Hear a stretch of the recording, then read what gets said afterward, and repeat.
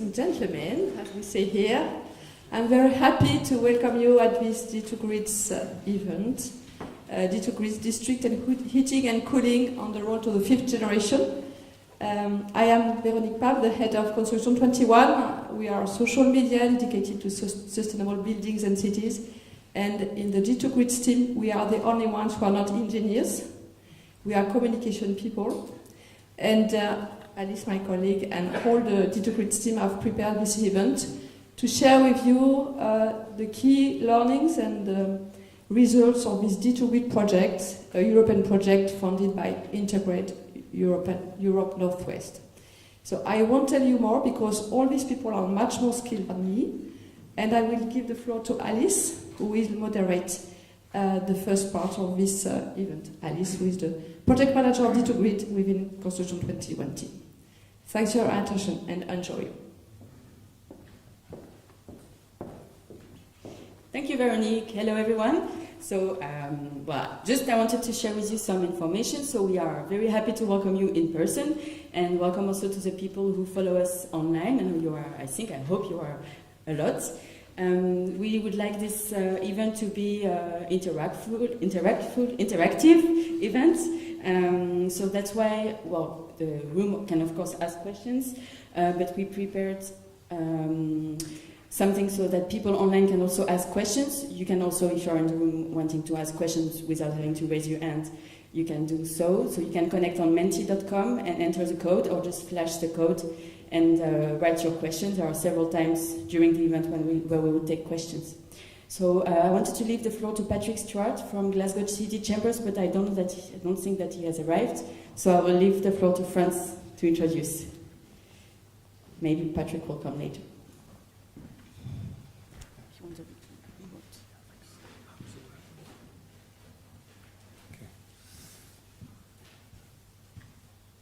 Yeah, thank you, Alice. Thank you, Véronique. I wanted to thank other speakers, but I'm the first one. So, I start with this slide. I hear you think, is this the last slide already? Because usually you thank people at the end. But no. I like to start to thank all of you being here in person, because it has been very, very difficult to. Due to, of course, the situation to get here.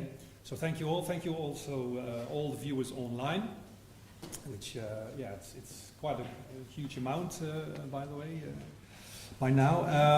And of course, last but not least, thank you, Clyde Gateway and the city of Glasgow for being such a wonderful host already, and still to come for the rest of the week.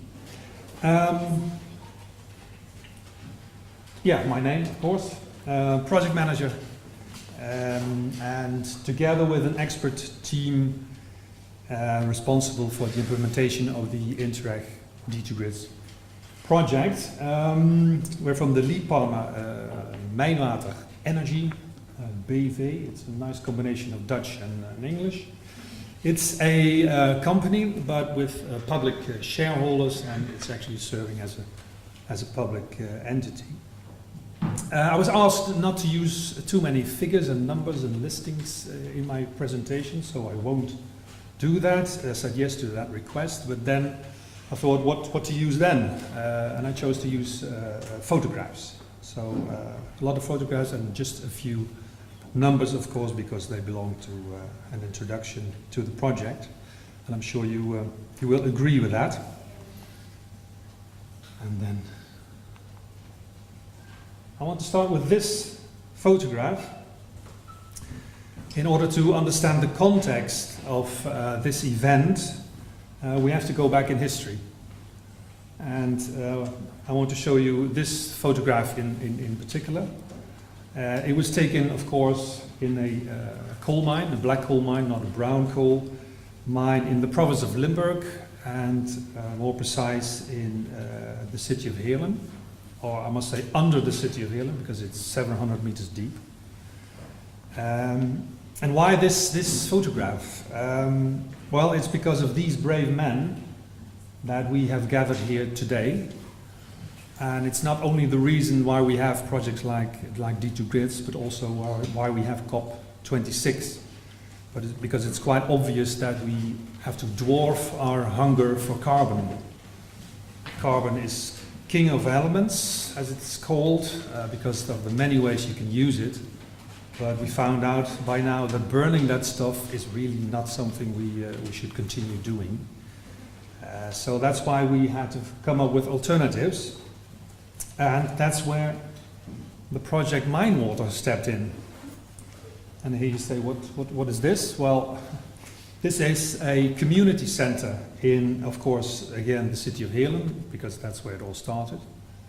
And actually this was the host of the first Mijnwater power station in the world. So we are very, very proud of that.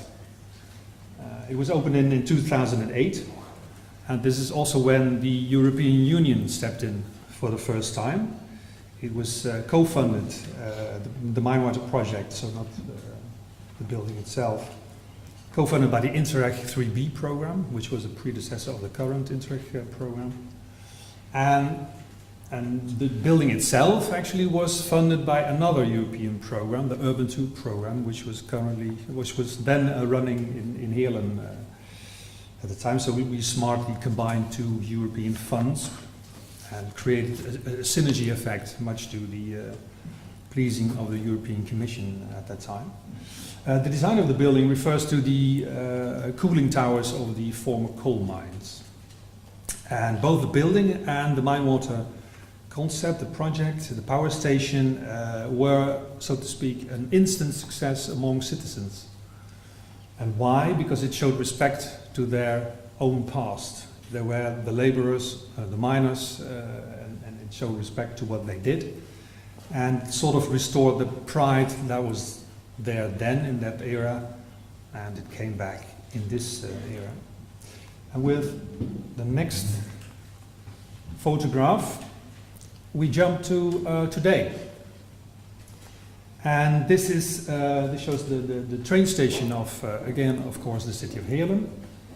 And where you have to look very careful to find a train at all, because it's a huge complex of many, many buildings, apartments, shops, restaurants, and offices. And actually, Mijnwater itself has its office in one of those offices to the right.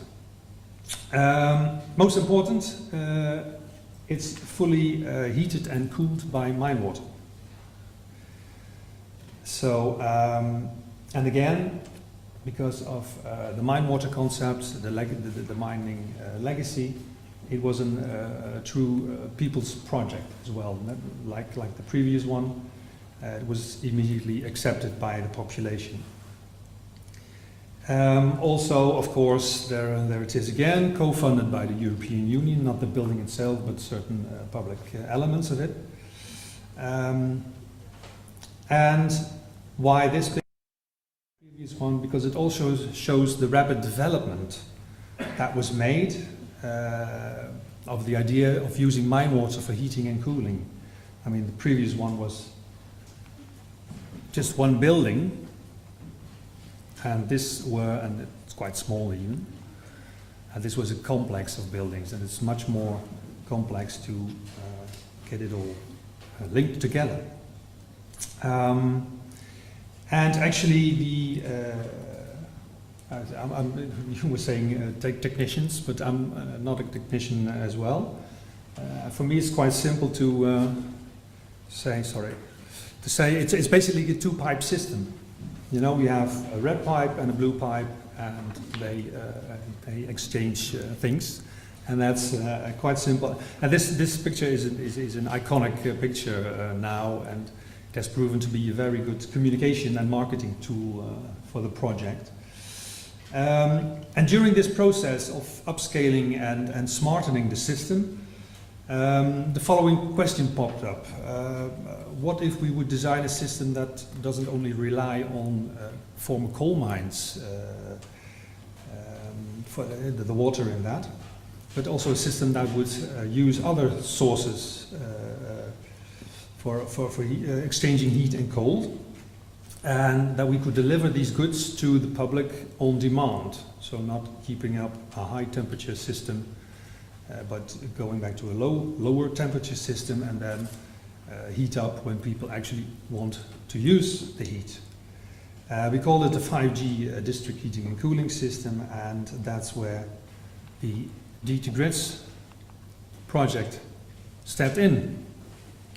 You can all read what the project wants, aims at, what its goal is, and actually the long sentence is the actual title of the project, and D2Grids is the acronym we have made. Well, the basic idea, of course, was very innovative, and again we went to Interreg to see if there was a match with the program at the time, and yes, there was a match. So together with the partnership that was formed, the project plan was made. It was submitted and approved by Interreg on the low carbon priority axis, and this is what that axis says. So this is what the Interreg program wanted. And we are very pleased that Mr. Mori, the director of the Northwest Europe Interreg program, is going to have a pre-recorded keynote speech right after my presentation. And he speaks about the Interreg context of the project, and also he addresses the future of the new Interreg programs, which is very interesting for future developments and future projects. I said in the beginning, don't use too many numbers. That was my angle. So, but I did use some numbers. I put them on one slide, so that saves time. Yeah, looking at these numbers, I must confess I'm impressed myself. If you look at it, I mean, 35 partners, 24 million budget. We have, and it's not on there, 15 work packages under which we deliver the content. We have 6 different countries, and among the 16 full partners we have 5 pilot sites. And again, I'm not a technician. I always say that's the actual place where pipes go in the ground, where drilling is happening for wells, and actually the system can be tested. So it's a good combination between theory and practice, and vice versa. The 5 pilots are Bochum, Brunsum, we have Nottingham, we have Paris-Saclay, and of course Glasgow. If we look at it in logos, we see something like this. Associated partners are not on there. I would have needed another slide for that, so maybe next time. And these are the pilot sites. We are now halfway through the project. We had some delays, of course, thanks to the virus. And the presentations to follow mine will show what we have accomplished so far in terms of concepts, investments, communication, etc. And when I go back to the beginning of the project, we just had the project plan. And like many project plans, it was something like this. Oh, sorry. Yeah. Well, it's good to be prepared, you know. Like many project plans, this is how it's written. You know, it goes from a straight line to start to finish, and we did use a bicycle though, so for the low carbon emissions, of course. So that was very clever to do. But you know, you're very experienced project managers and online as well, and we all know that projects never go in a straight. Okay. Do we have to run now? We all know that this is not reality, and you've already seen the next slide. This is reality. This is actually how it goes in practice. And I think we're in the middle. We're somewhere now in this water basin, still on a boat though, so we're not sinking. It's no problem there. And actually we don't see this as problems. We see this as challenges. And I must confess, it's much more interesting to work like this than when the project would go in a straight line. So it's good this way. And all these bumps in the road won't stop us. We're going to reach the finish, that's for sure. All the bumps in the road won't stop us. like COVID didn't stop us, and even something like Brexit didn't stop us. Please come back. Let me finish my nutshell introduction to D2Grids by saying that I'm truly and extremely proud that again we have succeeded in bringing so many different people together from so many different countries and work on our common goal of greening up our world. And D2Grids is now delivering a very modest contribution to that goal of greening up the world. But with its growing ambition, I'm absolutely convinced that we will prove that the 5G system will be 100% future-proof. Thank you. No, that was supposed to be the real thank you slide. But this is, as you can see, the next speaker, and Alice will do the introduction. Thank you.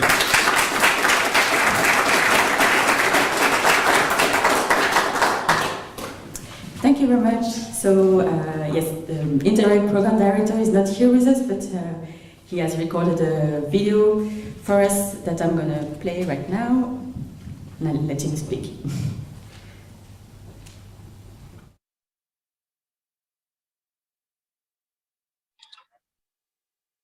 Good morning, everyone, and thank you for having me today.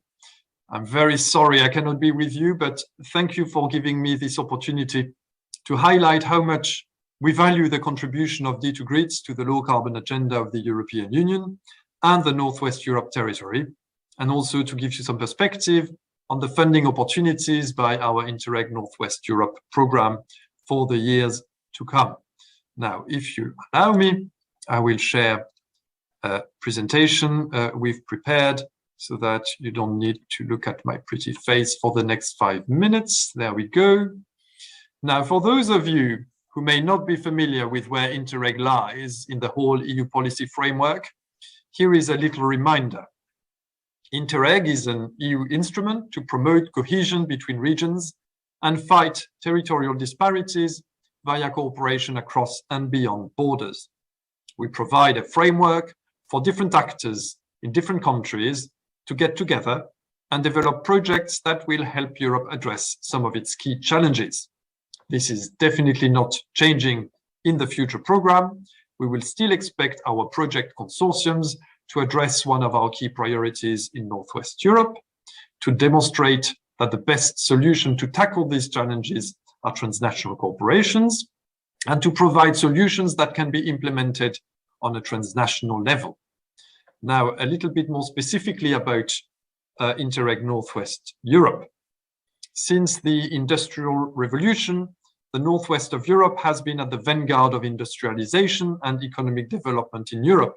Still today, it is one of the most dynamic, innovative, and wealthy part of the world, responsible for the production of 46% of the EU GDP. The Northwest of Europe covers a very urbanized and densely populated area, covering some of the biggest metropolises in Europe. Unfortunately, this has and still today comes at a cost on the environment. We are the biggest CO2 emitters and one of the highest energy consuming regions in the EU. Our challenge is to accompany Northwest Europe territories in their diversity and to promote a green, smart and just transition for all Northwest Europe territories. To that aim, our current program has allocated 378 million euros to finance more than 100 projects and around 1,000 partners, focusing on 3 main priorities: innovation, low carbon, and resource and materials efficiency. D2Grid and 26 other projects contributed to the low carbon priority, mobilizing over 500 project partners with the expected impact on our territory you can see on that slide. Looking forward, we are currently finalizing our new Interreg program 2021-2027, and here is some basic information about it. Our future program will cover 7 countries in blue on this slide. The United Kingdom has announced that it will no further participate in European territorial cooperation programs, so they will not be part of any Interreg programs in the future. Our budget is about 310 million euros, making us, in budget terms, the biggest Interreg transnational program. Our co-financing rate will remain the same as in the current program, that is 60%. We are very proud to announce that 6 new regions will join the program in pink on this slide. The 3 northern provinces of the Netherlands and 3 new German territories. Turning to the thematic orientations of the program, there will be a clear and further shift towards the green and sustainability agenda, with 3 out of 5 priorities directly linked to the green agenda. Priority 1 on climate resilience will cover nature and biodiversity protection, pollution reduction, as well as climate change adaptation and disaster risk prevention. Priority 2, a smart and just energy transition. This covers energy efficiency and the reduction of greenhouse gas emissions, as well as the promotion of renewable energies. D2Grids type initiatives could be financed under this priority in the future. And our priority 3, the promotion of a place-based, circular and resource-efficient economy. The launch of the first call for projects will take place in March next year, with a project start in January 2023. In conclusion, I'm sure this new programming period will be an opportunity for D2Grids to compete for new funding opportunities and perhaps continue a long-standing and successful relationship with our program. I also hope many of you in the room today will want to initiate or take part in projects that could be financed by Interreg. We have a great team of national contact points that are available to help you develop your projects wherever you are. And one last thing, our recent stakeholder consultation showed that the vast majority of partners we have accompanied in the last years would like to apply for funding again and found in us a flexible and reliable partner to work with. And we intend to keep it that way in the new program. We therefore look forward to working with you in the future towards a better and greener Northwest Europe. Thank you very much for your attention and have a lovely conference and a lovely day. Goodbye.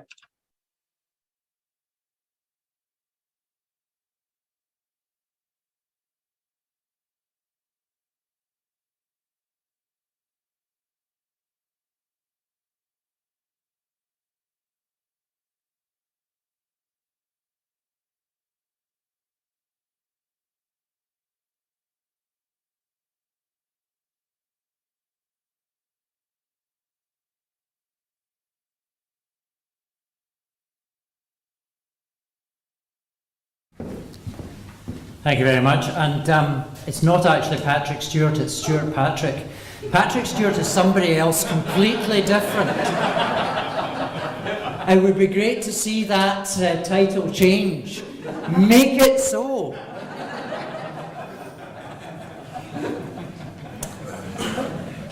Good afternoon, or good morning everybody. Gosh, what time of the day is this? Where are we? Which city, which town, which day?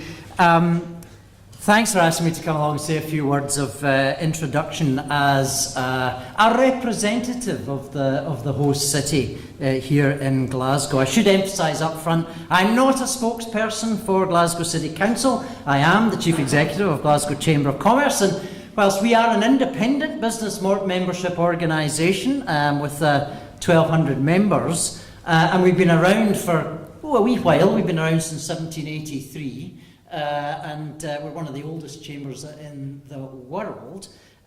We do speak as a very keen partner of Team Glasgow, and the Chamber actively participates in the structures designed to help the economic development of our city, including the Glasgow Economic Leadership Board of the various senior players in the city's industrial community, and also, especially relevant to the Net Zero Challenge, Glasgow's Sustainable Glasgow Board, which aims to deliver the city's objectives of achieving net zero carbon by 2030. I'm also delighted to be a board member of Clyde Gateway as such a fundamentally important delivery organisation, actually making a difference in a really important part of the city of Glasgow.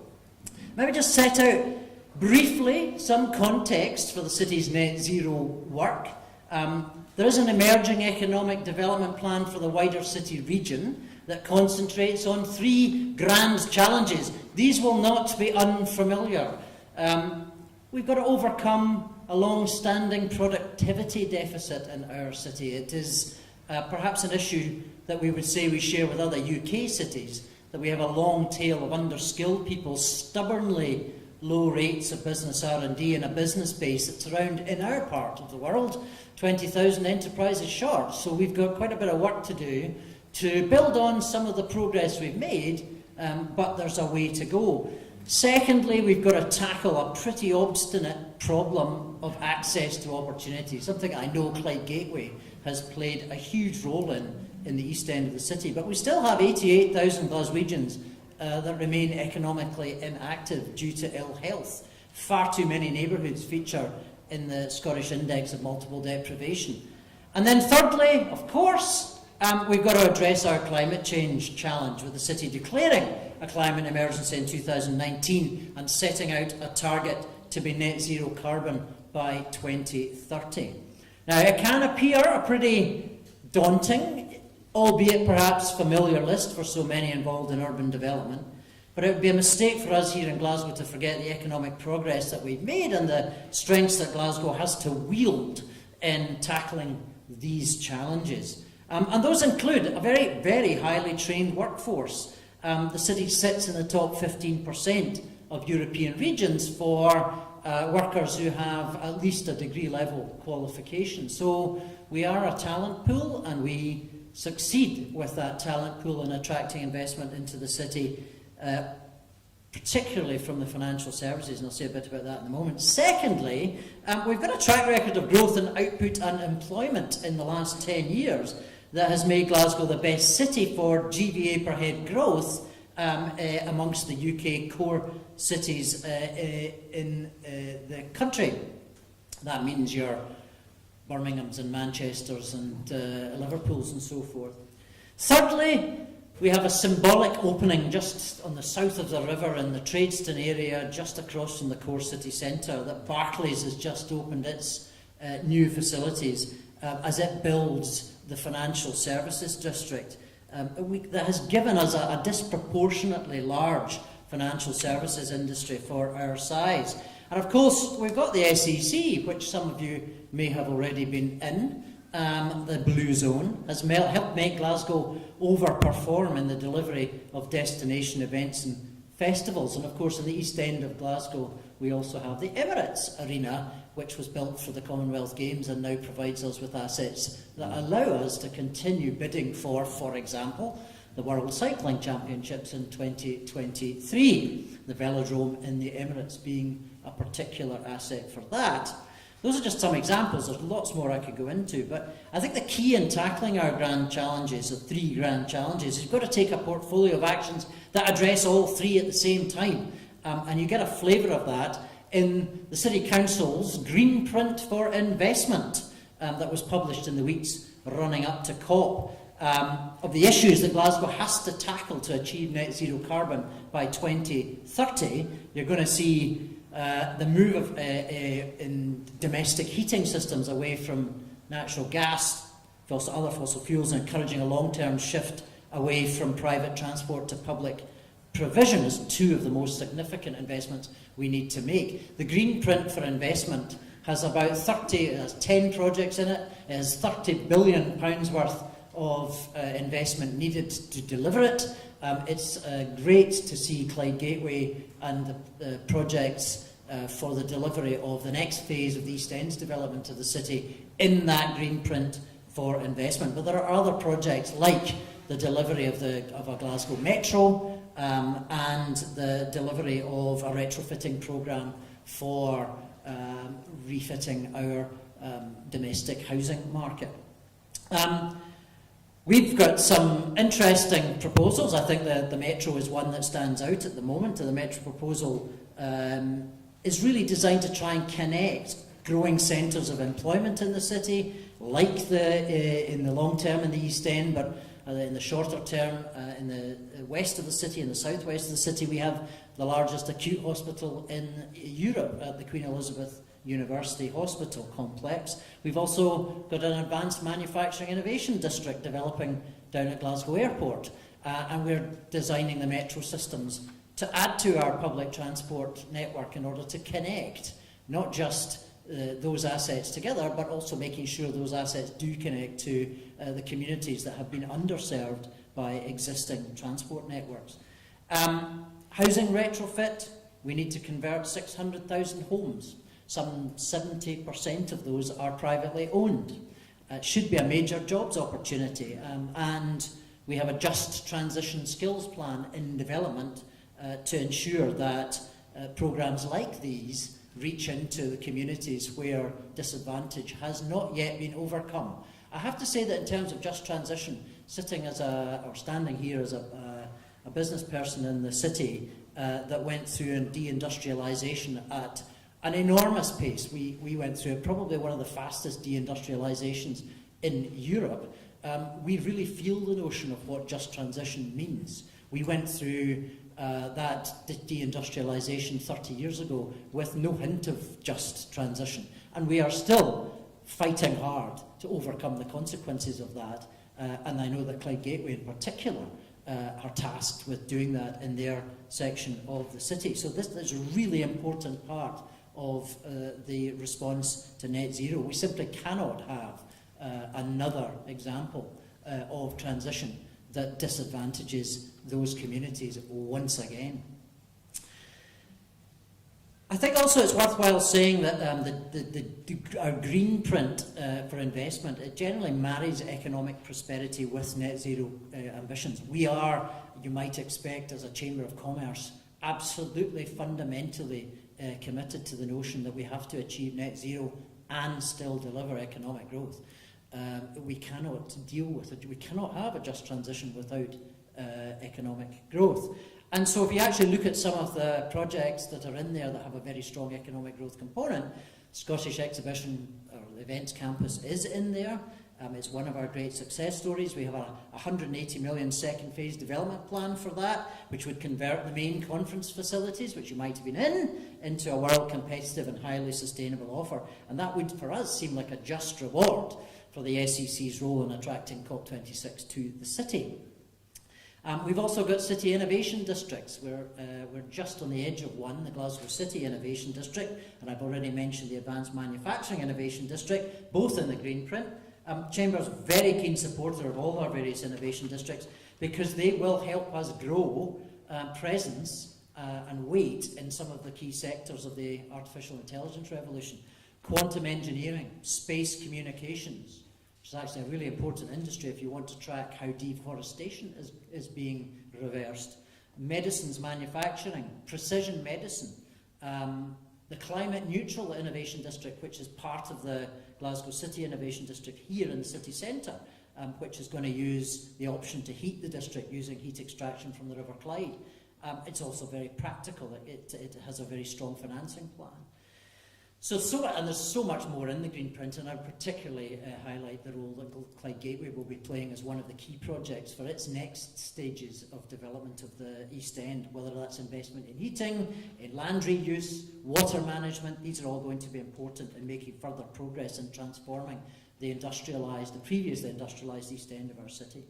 In all of these cases, we can achieve net zero, improve prosperity and greater access to opportunity for those that have been left behind in Glasgow's growth story. I was down in the Blue Zone a couple of times, and I had a really interesting conversation with a delegate from Senegal. He complimented Glasgow. It's very nice to hear that. He indeed complimented Scotland on the progress that we'd made in moving so swiftly away from coal to create our energy. We've gone dramatically towards renewable energy. And sometimes in the heat of our local political battles, we forget what we've already achieved. And so whatever COP26 brings at the end of this week, there's no reason to believe that we, certainly as a city, in partnership with our national governments and in partnership across Europe and beyond, cannot tackle our grand challenges just as effectively in the decade ahead. So enjoy the rest of your conference. Thank you very much for having me. I am now going to beam up to the next destination for my day. Thank you.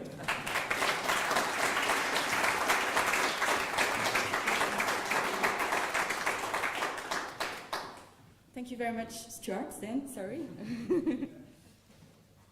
So, we're going to now start the first part of this conference on fifth generation district heating and cooling. Just a reminder, there is a quote to Mentimeter down on the slide where you can ask your questions.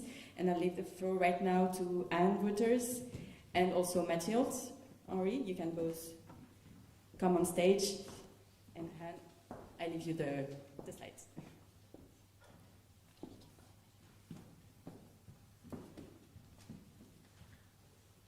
Good morning, everybody, here in the room, but also online, of course. I have the honor to talk about the core principles for fifth generation district heating and cooling, which we are developing within the D2Grids project. My name is Wouters. I'm program manager at Vito Energyville, and that's the largest research center on renewable energy in Belgium. Maybe first, let me tell you a bit about what fifth generation district heating and cooling is all about. These kind of systems are all about exchanging thermal energy between buildings. Buildings that have different supply and demand profiles. They act as prosumers, and they are linked to a low temperature main grid. The low temperature of that grid can be accessed through distributed building substations and will be upgraded to the level of temperature required at the demand side. At the same time, also the excess heat from buildings can be injected back into the network and used as source for the neighboring buildings. There's also storage provided for heat and cold to balance the differences between demand and supply. With this, the energy within the system is used and reused to the optimum, so that addition of external energy is limited to the minimum. These systems are also very open to welcome low-grade renewable sources or waste energy sources. This is, of course, quite a lot, and it's very much a lot in a nutshell. So what we did within the project is we defined 5 core principles which are typically for fifth generation district heating and cooling networks. And I will go over them one by one in the next slides with you. The first principle is all about closing the energy loops. So fifth generation district heating and cooling is all about exchange of energy between users. Heating or cooling that normally would be wasted will be re-injected into the network and used as a valuable source. This makes it a circular network. It's a real closed loop. For what energy that cannot be used immediately, it will be stored. And this energy storage can be accessed on an hourly or daily or even a seasonal basis, depending on what demand is requiring. I would like to explain this principle a bit more by using the example of a simple air conditioning. An air conditioner will... Sorry, please just a bit more. Okay.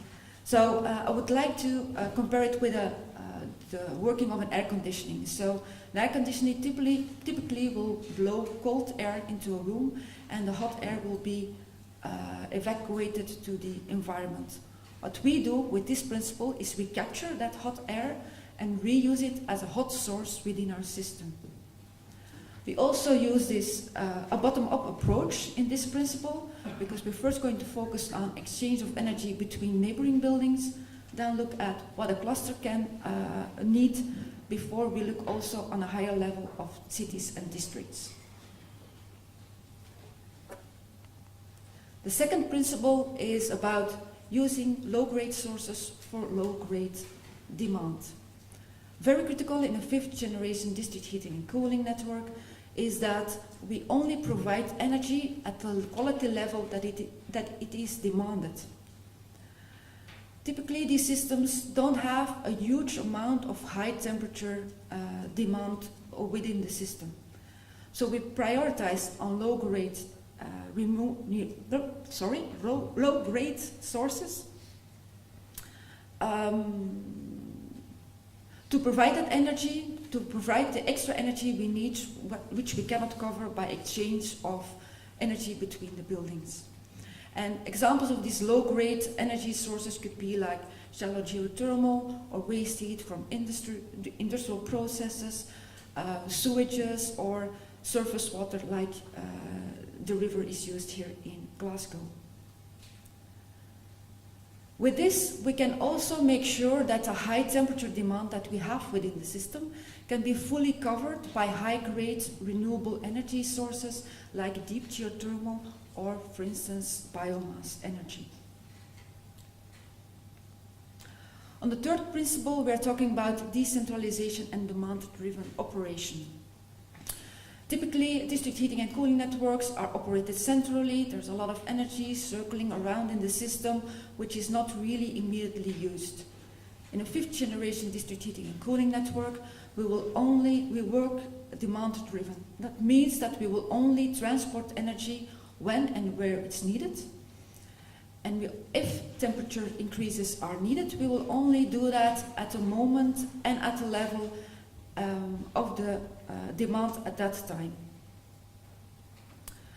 Due to the decentralized character of the system, we are also able to supply heating and cooling at the same time to different customers and at different temperature levels, so that we really can match the actual demand. In fact, fifth generation district heating and cooling will create a shift from centralized power plants to small end-user clusters that work in a smart network. On the fifth principle, this is all about an integrated approach over different energy flows. So not only optimizing towards heating and cooling, but also integrating other energy vectors, like for instance electricity, in incentives of different energy vectors. A simple example is, for instance, the self-consumption of the peaks, and we will no longer consider the smaller size more efficient and be more flexible to operate. In fact, fifth generation district heating and cooling will really activate the cross-sector integration that is required also by the European Union. These systems, they require smart control to predict and control supply and demand of different energy vectors at different sources and at different consumers.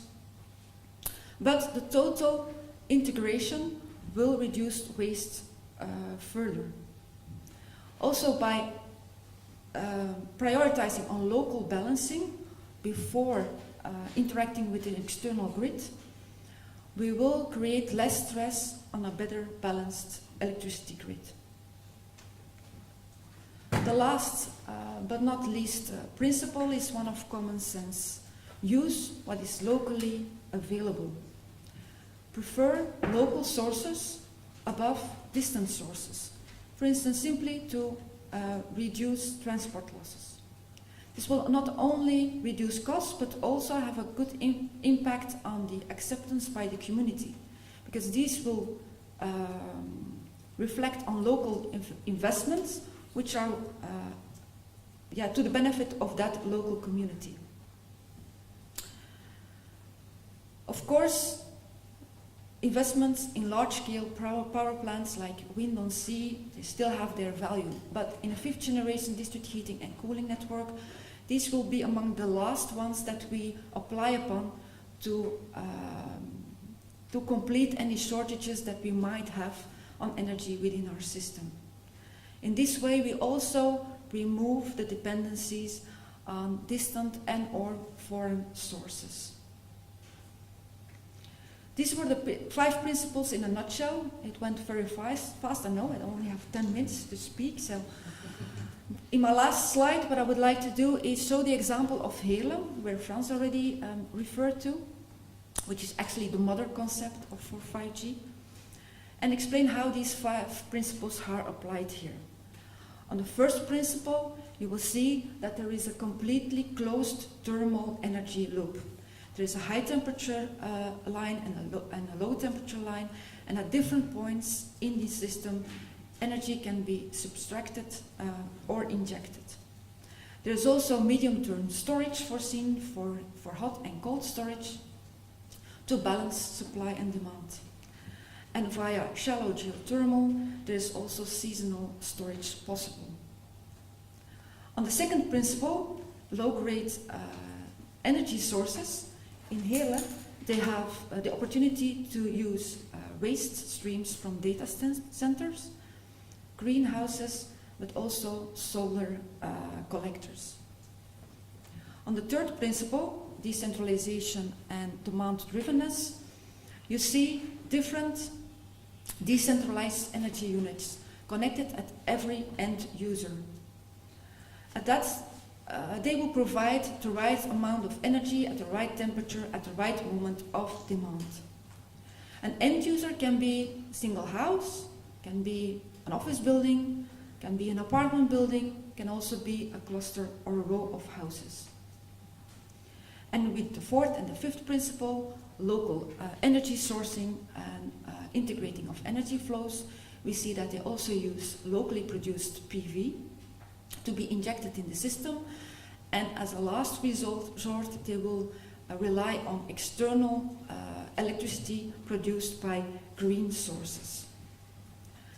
This brings me to the end of my presentation. I think we will do questions later on. I also invite you to pose them to Gert Moermans, who is actually our project leader for Vito in this project. And now I give the floor to Mathilde.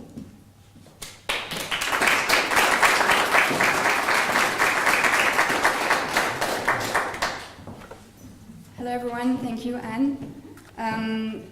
I'm Mathilde Henry, I'm a project manager at GreenFlex, which is a French consulting firm in environment, energy and social subjects. And as you may know, I will talk about sustainability for 5G. So as Anne presented you, you can see that 5GHC are, and it's just for innovation, but only if it serves a purpose of it. 5GHC are one of the most efficient solutions for heating and cooling. I will explain later on how and why. And it also maximizes the use of renewable energy and minimizes the use of fossil fuels. So how is 5GHC one of the most efficient district heating and cooling solutions? Well, first of all, it enables, as Anne said, the exchange of heat and cool between buildings. So it means that to fill in the needs for cooling or heating of the other buildings or within the same buildings. Second aspect is that, as Anne said also, it's a low-grade energy grid. It means that the energy flows has a temperature that is quite close to the ambient temperature, and then it really decreases the energy waste, energy losses that could happen in a more conventional system.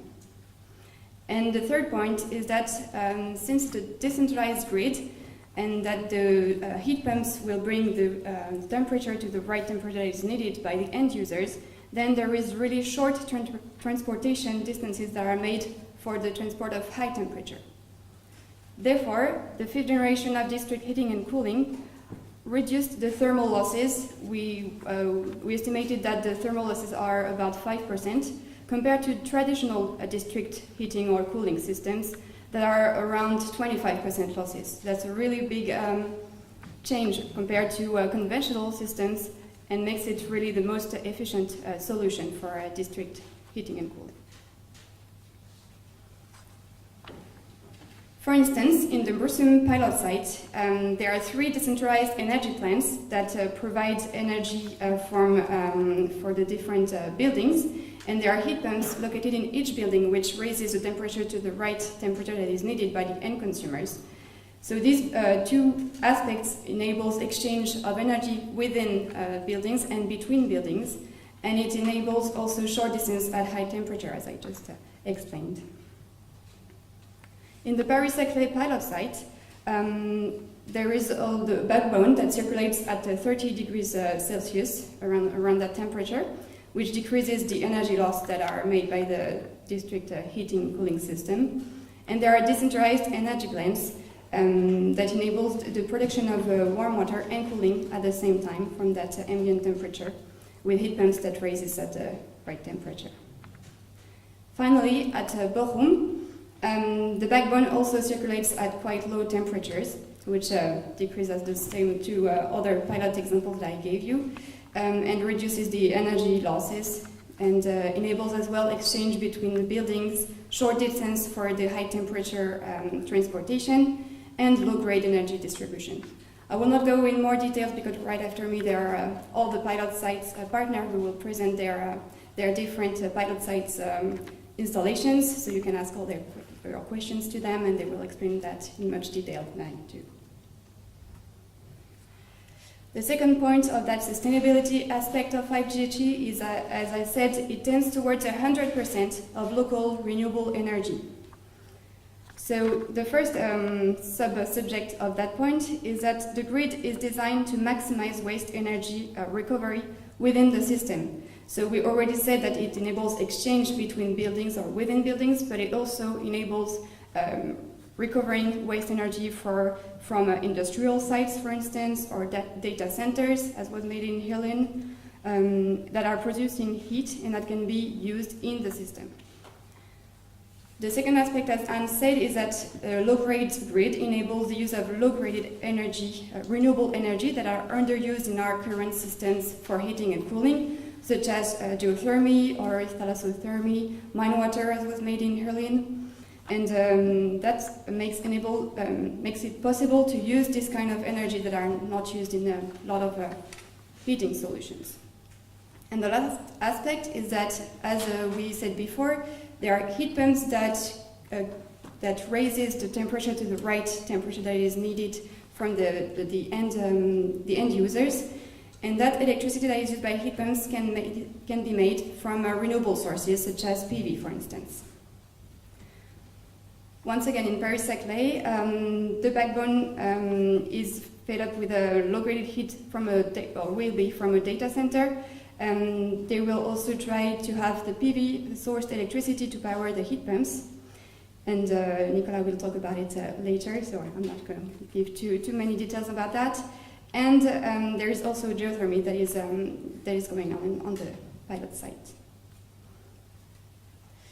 In Glasgow, there are two low-graded sources that feeds the network. There is waste heat from the fumes from a CHP plant, and there is also waste heat from a sewer water, so that's two different sources.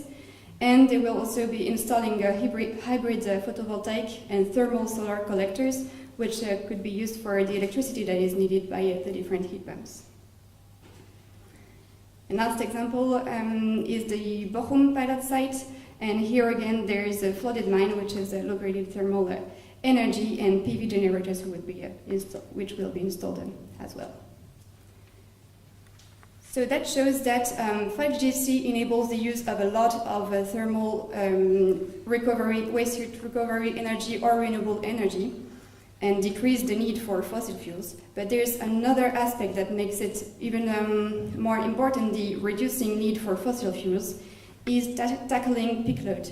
So as you may know, in our current systems, to cover the peak loads that can happen, for instance, in winter, between maybe 6 p.m. or 8 p.m., we usually use fossil fuel generators to back up, so either in current district heating systems or in any systems that we use to provide heating to our buildings.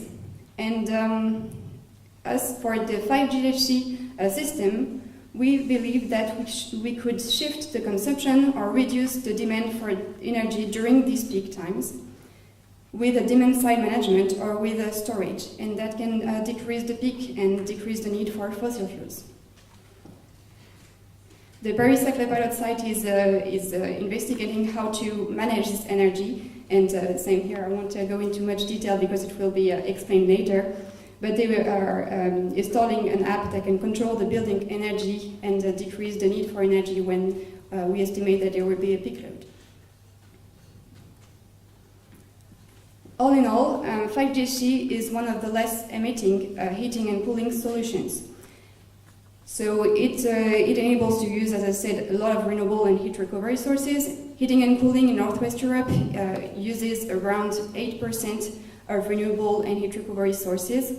District heating and grids are using a bit more, around 57% in Northwest Europe, since it's already quite a sustainable solution. And 5GC really goes way forward, and for instance, in the healing case, it's above 80% of renewable and heat recovery rates. So that's really what we want to go to for the COP, for our future.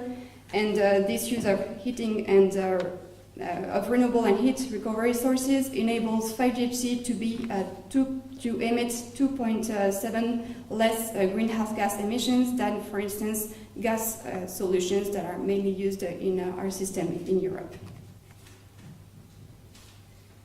Thank you everyone for listening to us, and feel free to ask our questions. As I said, the different pilot sites will explain all the different stations they have planned.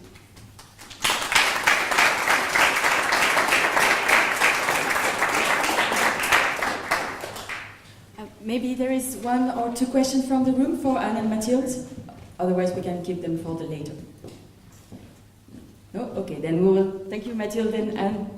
Thank you very much. So now we're going to have an interactive session with our 5 pilot sites representatives, and this session is going to be moderated by Jeroen Roos.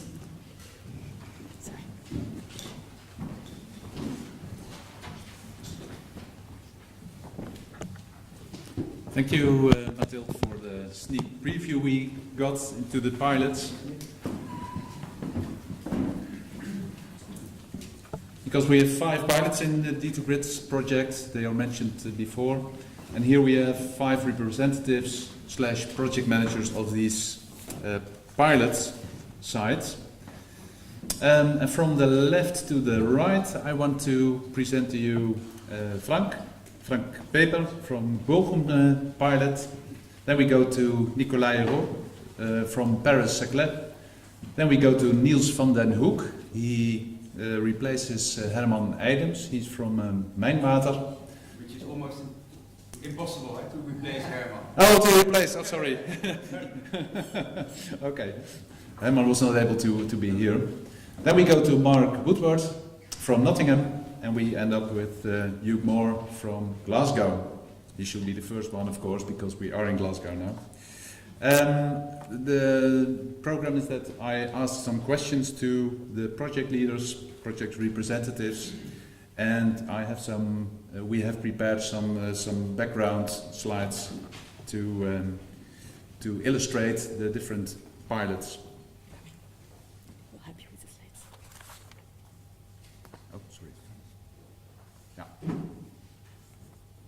Okay. Okay. Yes, with the 6 photographs here from our representatives. I first want to start with Drummen in the Netherlands. It's close to Heerlen, but it's a pilot which is not connected to the Mijnwater system, but makes it special for Mijnwater because Mijnwater is the developer of this project. So I want to ask Niels, what are the most important characteristics of your Drummen pilot? Yes, Yep. so it's quite loud, right? No. It's okay? Yes, okay. Yeah, so first of all, it's, as you just mentioned, it's not connected to the original Mijnwater system, so it's not connected to the mine, so it's really operating as an island. So that's very important. And then regarding the setup, it's we have a thermal storage, heat and cold. Then we pump up the 15 degrees water from the storage to our energy plant. So we bring it from 15 till 45 degrees. And then it goes via a heat and cold bone to the dwellings, where we have these booster heat pumps, and then we bring it up to 60 or 65 degrees for hot tap water. Thank you. We have also an illustration of the installation basement. Yeah, so it's, as you can see in this video, it's an animation made by Volantis. And this is the energy plant. And what's the nice thing about this energy plant, that it's underground. So you can use actually the roof for other things, and it's a part of the environment, and that's quite unique. Yeah. I see some heat pumps here. So they are the heat pumps which are used for heat and cold production. You told us already. Thank you very much. Then we go to Glasgow. Hugh Moore. Can you tell us something about your pilot and the most important characteristics? Yeah, I mean, I think the main differences for us has been this is part of a wider energy strategy for the Clyde Gateway area, and it builds on the initial work we've done through a community energy project in the Drummen side of Glasgow. And this project actually helps to build and connect communities together. You'll see we've got a picture here of our smart bridge, which was installed under an earlier European project led by my colleague Martin Mackay, who's here today. So this is helping actually support a new European project in connecting communities both in the Glasgow side and South Lanarkshire council areas that we work within. The other kind of key component in terms of the energy source has been around the work we've done in partnership with Scottish Water Horizons, our national public water body. And that really builds on the point that's been made earlier about making best use of local assets and to build local resilience for energy use. And we are looking to the River Clyde, I think, and the buildings in the centre. You will supply them with so with that's the target area for our customer base for D2 Grids, which is Mijnwater, our national business park. And we hope that that will be a good fit for the D2 Grids project. Yeah, I think you also have a small video with which makes it more clear, I think.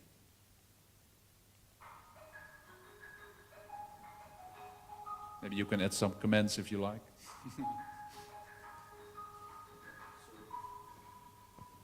I think that's what.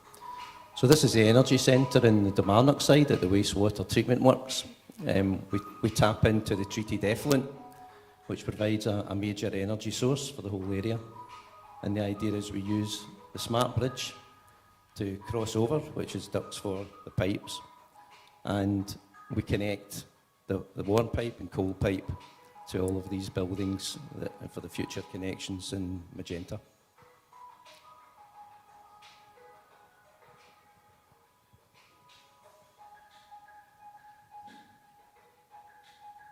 So these buildings have to be built still. Yes, Yeah. so that's obviously one of the points we'll come on to, just about the challenge. Thank you. I think this was a nice illustration. From Scotland, we go to Germany. We go to Bochum. Can you tell us, Frank, what are the most important characteristics of your pilot? Yeah, thanks a lot. I'd like to do it. The area in Bochum where we will implement this 5th generation district heating and cooling grid is one of the biggest development areas, I think, in total of Germany. It's about 700,000 square meters, where in former times has been a hard coal mine. Yeah? So this principle is similar to Herlen. And afterwards there has been the Opel car factory on this area. But Opel decided to leave or to abandon production here in 2014. And yeah, as you see on this building or on this photo, it's an aerial photo, just a couple of weeks old. There are already some buildings, and of course these buildings, the customers have to be supplied with warm and cold already. Yeah? And we are still in development of the 5th generation heating and cooling supply. So we had to construct and design, of course, an interim solution for the supply, which is provided by classical district heating and by cooling compression units. But both of these interim solutions will serve as a backbone afterwards when we are ready or will have finished our 5th generation heating and cooling supply. Okay, thank you very much. We have now another picture from your project. Can you tell us more about this energy center? Actually, we're quite proud of this picture. This is really a brand new picture, and it shows the design of our big energy center. The specialty of this project in Bochum is that we have several smaller energy centers with heat pumps and storages, like in Herlen. But we also decided to build one big energy center, and this will connect approximately 15 bigger customers, bigger office buildings to the backbone. And it has been done by or based on economic decisions, because, you know, every heat center costs some investment, and so they decided to put it together to make it really big, which means that the customers connected to this center will be provided with the same level of temperatures for heat and cold. But because they're all just starting designing their buildings, we could provide them with this information, and they are now very busy, and it's easy for them to adapt their technical implementations to this temperature level. Yeah, thank you for this clear introduction. Then we go to again to France. I'm sorry, Paris-Saclay. Nicolas, can you tell us where Paris-Saclay is? Yes, so Paris-Saclay is a major urban development area in the southwest of Paris and in France. It aims, and it's already a top innovation cluster in the world, and it's also a World Bank university. So we already have an innovative DHC system and in the Paris-Saclay campus. And the D2Grids pilot builds on this existing DHC network with two demonstrators. So first is the advanced demand-side management demonstrator, and then ambient temperature thermal storage. So these two demonstrators will be plugged on the existing network to add new 5G features on this network and improve the thermal flexibility and the overall efficiency of the network. Yeah, thank you. We will hear more about your pilot within a few minutes, I think.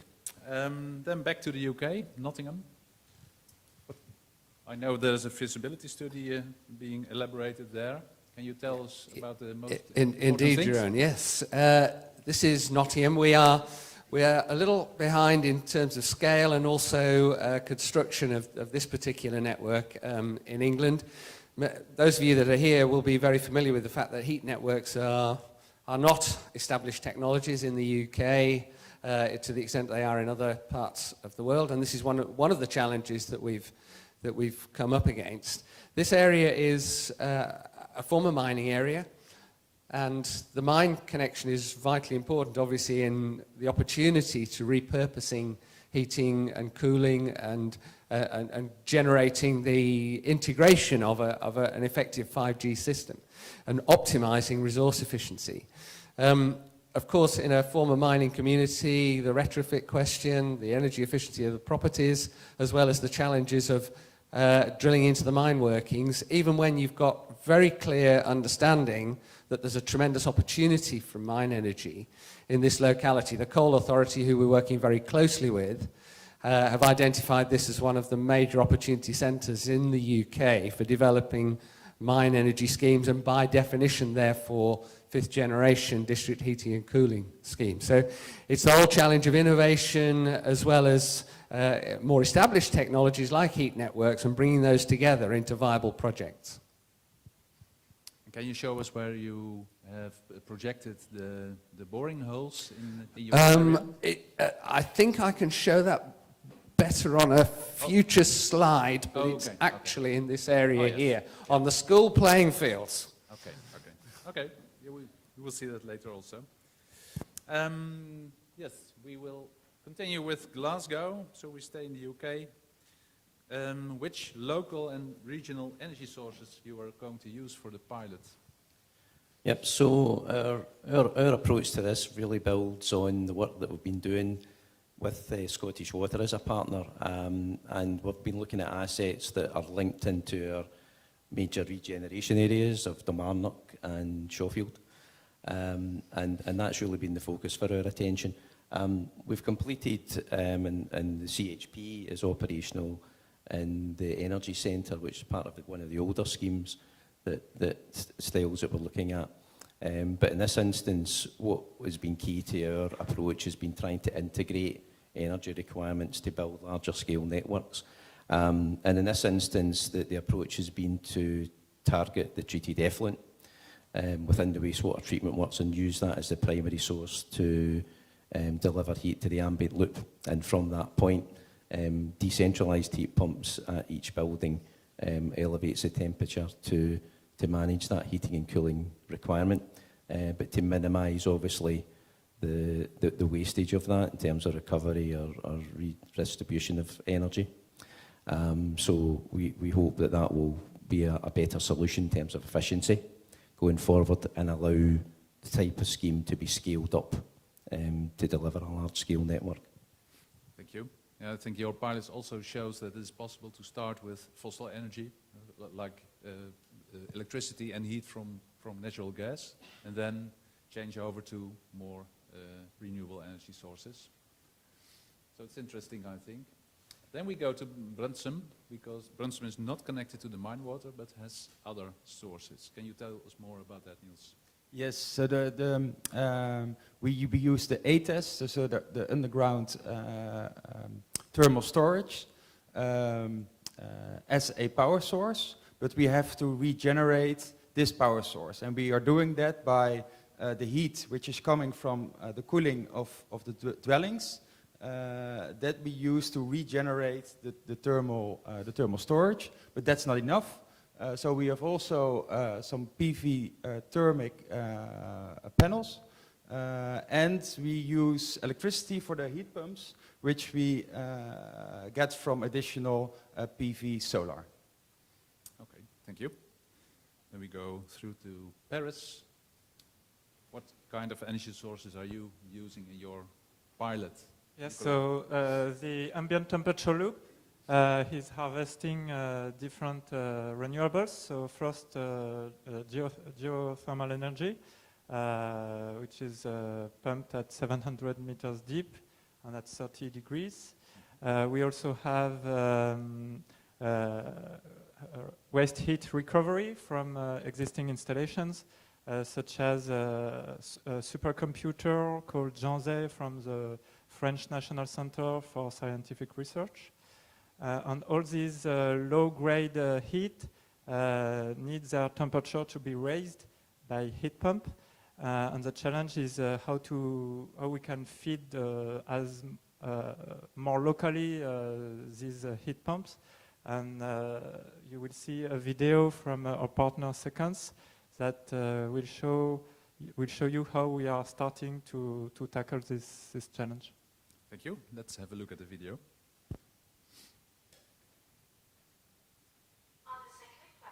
Paris-Saclay Land Planning Authority and Sequence have high environmental ambitions aimed at reducing the energy consumption of activities and households in Greater Paris.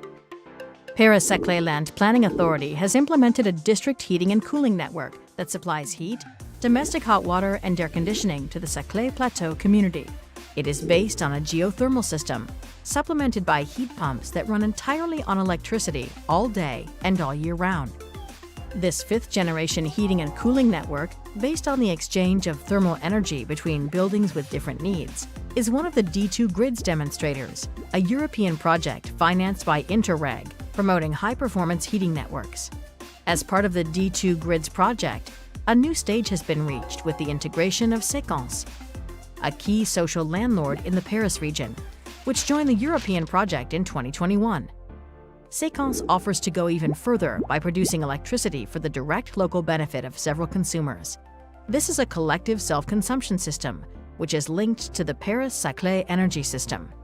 As a result, the electricity produced by the power plants installed on the Sequence roofs is supplied to the network to benefit heating network installations and the residential common areas.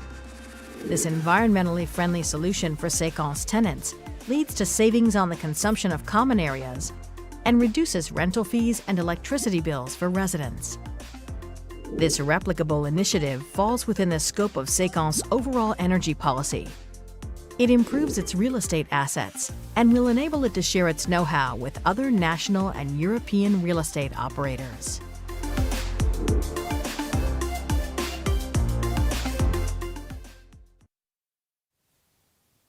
Thank you. Then we go to Bochum.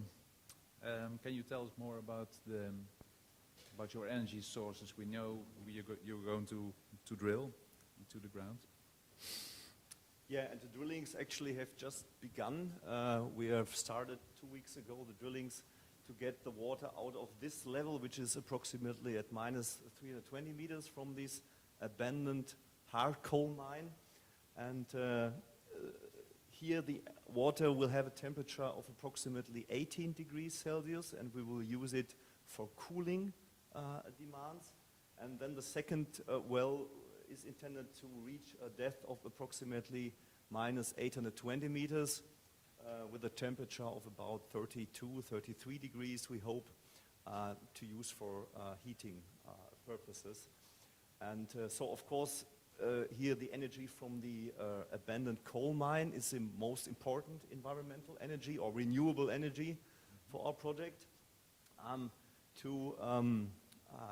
To generate the electricity for the heat pumps, we will start with a gas-fired CHP to produce it on site.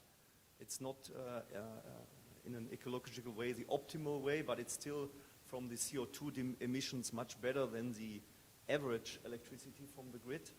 But we have the plans to build more solar cells on some multi-story car parks, which will be constructed also on this area in the near future. Yeah. Thank you. That's clear. Then we go to Nottingham. We know you're going to use the underground there. Yes, just talking through this, Jeroen, you can see on the map here that the connection to the Mijnwater is on the green line on the right hand of the screen, and you've got the abstraction and re-injection boreholes there.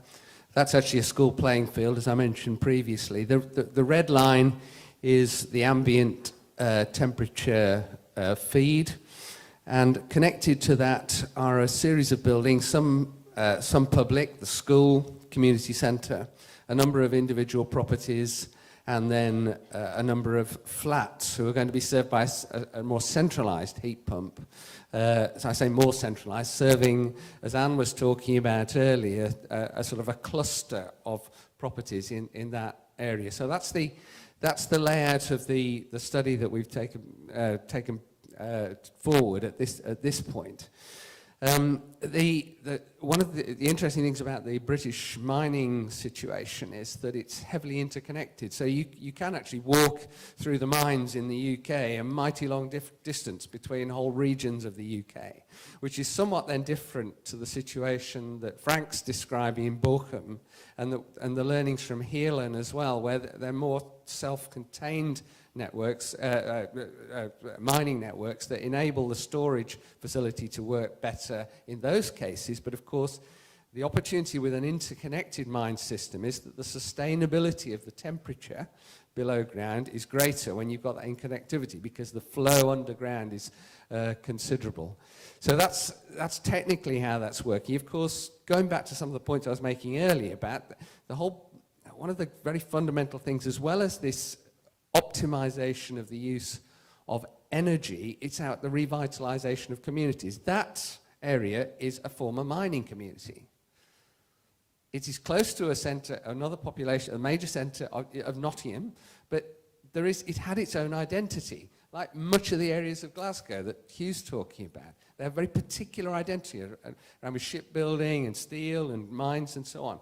And plugging into that visceral understanding of people and their place is also part of the importance of this. Yeah, thank you very much. It's another dimension, I think, of pilots.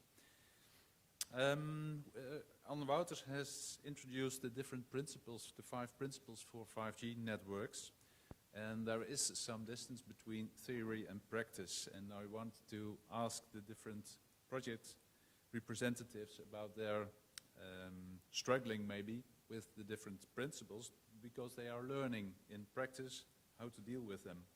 And I want to start at Paris. Nicolas, can you tell us something about your the principle which is the most difficult to implement in your pilot? I would say the third principle, decentralized energy supply, because we had to find a kind of compromise between a totally centralized network and a totally decentralized network. So we chose to implement the heat pumps at block level instead of implementing at the building level, so as to decrease the number of required heat pumps. It was a kind of optimization, I would say. But we are still benefiting from the almost decentralized network, but reducing the cost. Mm-hmm. Yeah, thank you. And Frank, how did you, with what principle did you have the most, or was the most challenging for you? Yeah, I would say it was principle number 2, the environmental sources. No, I'm an engineer, but this planning of these drillings in Bochum, it is really the first project we have in this area, and we are much deeper than you are in Brunsum or Herlen, and we really had to spend so much money already in the last 2 years on studies. We have discussion with the mining authorities. We had to prepare studies, how will the mine water react if it's extracted and if it's re-injected? What will happen to the mine building on a pressure level? Yeah, and all these things. And it also we had to take all the risk, and we have to take all the risk if something goes wrong during the drillings, and there will be some damages on buildings or so. Yeah, these were all issues we had to deal with and to find solutions and to spend a lot of money, and now we're happy to have started with the drillings. But I just want to make sure here in this circle, on PowerPoint it all looks very easy, yeah, but in a technical way it's a lot of hurdles you have to cope with. Thank you. We go to Glasgow. Can you tell me something about your principle? Yeah, so in terms of our demonstrator, it's primarily targeted at connecting 3 initial buildings. So the key principle for us that's challenging is principle 4 in terms of broadening out the energy flows for the wider network. And that kind of partly reflects on the good side, our very much an infrastructure approach to making resilient communities and building them for the future, but it does pose a challenge in terms of the business case element. So as much as we know the carbon targets that we look to achieve in this, the financials are also pretty critical to that. And of course, one of the things we've been doing with Asper just now is really running financial models alongside that to help improve that case and to look how additional buildings will be connected to that. So it's getting really the optimum design connections and solutions identified so that you are also future-proofing, but also talks to the business case. And that's, I say, that's probably the key challenge for us in looking at new and future customer connections. Yep. Thank you. We switch over to Brunsum. Can you tell me something about your challenges, Niels? Yes, our main challenge was regarding principle number 1, which I personally think is also the nicest principle, recycling heat and cold. I have a background in the circular economy, so that's a very nice comparison between the circular economy and the energy transition. But we are till now not fully balanced between the heat and cold demand. And that has mainly to do with the number of houses and the type of demand we connected to our pilot. And there are 2 options. We can connect more and different buildings or locations. or we connect our island to the backbone. But then we have to bridge a gap of 4 kilometers, and to make that economically viable, we have to connect more dwellings. So that's that's something we have to deal with. Mm-hmm. Yes, it's to do with spatial planning. I think that the different projects are not developed at the same time, so you have to wait until it's possible to connect new customers, I think. Yes, yeah. Exactly. Yeah. Okay, thank you. And how is this in Nottingham? What are your challenges there? With what principle? Well, we have a similar problem to Brunson primarily, and it's a common problem in the UK, where we don't have as much demand for cooling as we do as for heating. So that grid balancing mechanism is so vitally important to get the network to optimize.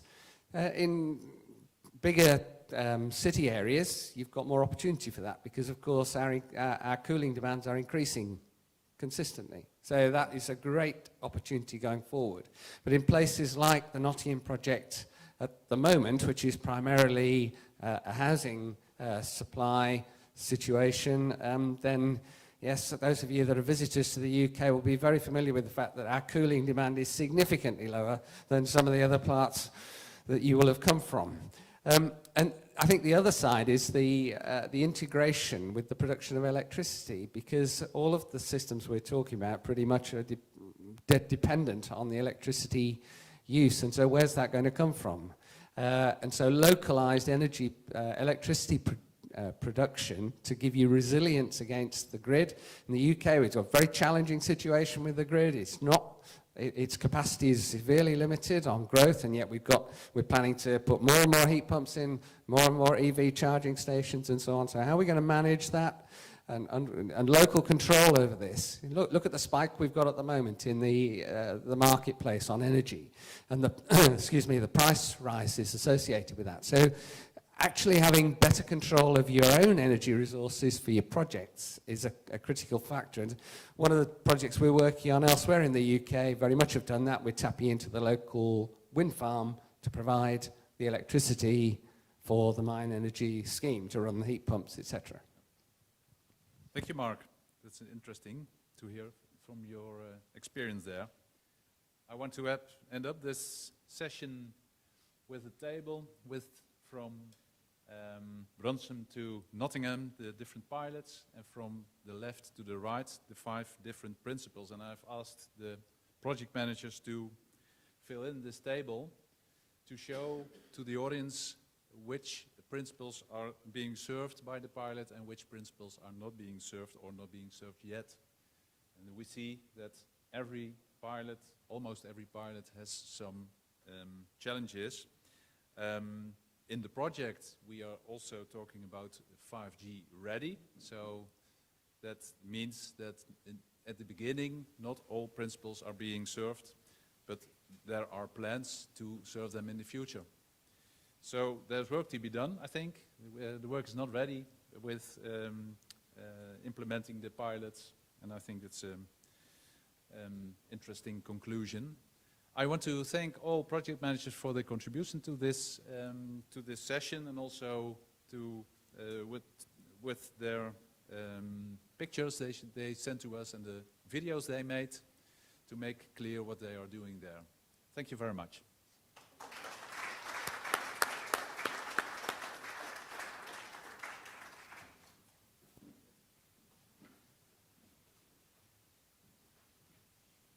Thank you, Jeroen, for this wonderful moderation. And thank you to the pilots. Well, we have only men today, but just to let you know, we are very aware of gender representativity. We have a lot of talented women in the project, and I'm the gender representative in the project. So, so we have a few minutes before a short break to take questions. So I'll let you think about if you have a question. And from the online, let it down. Yeah. From the online chat, there was a question. So I will ask to the pilots. Maybe one of you want to answer it. So the question was, what needs to be done, in your opinion, to make 5G a standard approach on district heating and cooling? So when you develop a new approach, what do you need to do, in a few words, to make the approach 5G? Somebody wants to take the question? I could say a few words. You have to take into account that this is a solution for buildings which are constructed with a very good insulation and which are at least renovated. So this is not an approach for old-fashioned heating. You can't just change, for example, this building here and supply it with a fifth-generation district heating and cooling, because the temperature level you need in this kind of buildings to get it warm are higher. So it has to be a gradual approach which should have been investigated whenever there are modernizations or new building areas in a city. Thank you, Frank. Are there questions from the room? Yes, sir. Maybe you can present yourself also, introduce yourself, and we'll bring you a mic.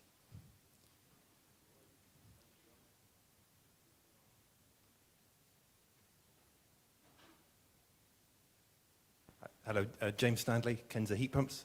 It's exciting to be hearing so many people who are very aligned to our vision of how heat pumps are to be deployed in the future. A quick plug, and then I have a question. We have for COP26 a vision of decentralized networked heat pumps, how they're going to be deployed. So if you point your phone at welcometogreenstreet.com, you will find an augmented reality view of Green Street in Glasgow and how we think that should work, and it aligns very nicely with what's been described here. Question for the room. One of the challenges that we see in terms of moving this forwards in a subsidy-free environment is recognizing the value of the load shifting that was mentioned earlier. I wondered if there are any regions that anyone is aware of where that value of the power station that you haven't had to build because you've had a fifth generation district heating system. Has anyone put any pound notes on that anywhere?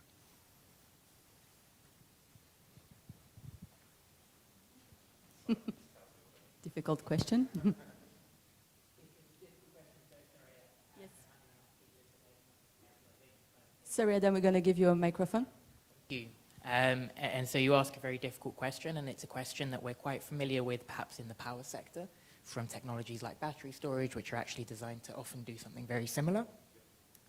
I would say when it comes to heat, I don't think the analysis has yet been done or is yet doable, just because actually, particularly with these types of networks where you have large thermal storage, it's very customer and site specific and dependent. And of course, you have to have an electricity market that you can integrate with that allows you to do these things as well in a relatively efficient way. And so in summary, I think the answer to your question does not yet exist, but it's certainly one that's hot on the minds of everyone looking at how thermal storage impacts the business case for these types of projects. And we can talk a little bit more about that later as well.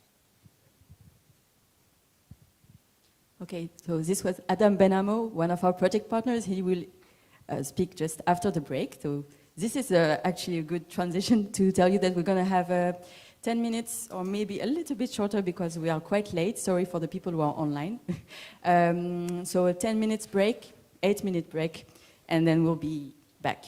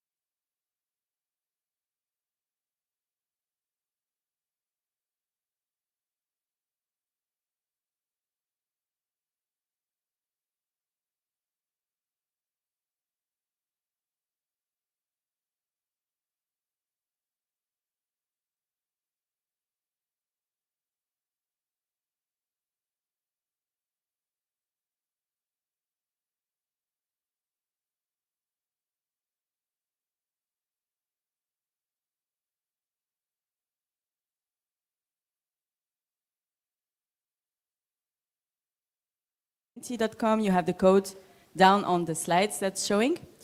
So now we have had a very nice session with all the nice example on the pilot sites, and now we're gonna have a part more on business and investment with Adam Benamo, who is our D2Grid's partner, member of the work package investments. So Adam, I'll leave the floor to you. It's going to come down a bit. Thanks, Elise, and hi, everyone. It's a pleasure to be with you all today, and I'm thrilled to see so many of you, both in person and online, taking an interest in fifth-generation district heating and cooling. For the purposes of today, I'm just going to call it 5G to save us a little bit of time. So, as Elise said, my name is Adam, and I'm an associate at Asper Investment Management. We're an independent infrastructure investor focused on sustainable assets. So typically, that's been renewable power in the past, wind, geothermal, hydro, and solar. But actually, more and more, we're looking at renewable heat, and in particular, sustainable and renewable district heating networks, predominantly in Northwestern Europe, but with ideas open elsewhere. So our involvement in D2Grids comes through leading the commercialization work package.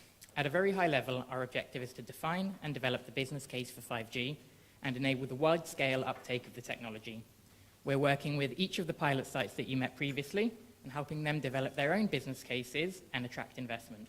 And we're also developing some more generic tools, so a business plan and financial model template that can be used by new projects looking to get themselves started and off the ground. All of these tools will be available through the D2Grids partnership, and please do get in touch with us if you're interested in hearing more.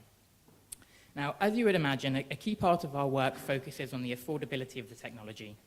That means both affordability to developers and owners in the cost of constructing and operating the network, but of course also affordability for customers in delivering true value for money to end users.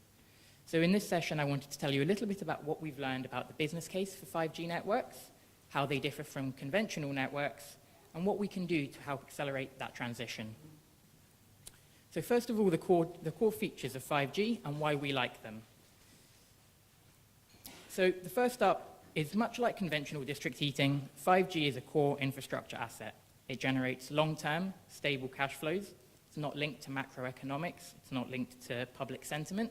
And therefore, we see the high visibility of future cash flows as being a very strong element of the business case for these types of projects.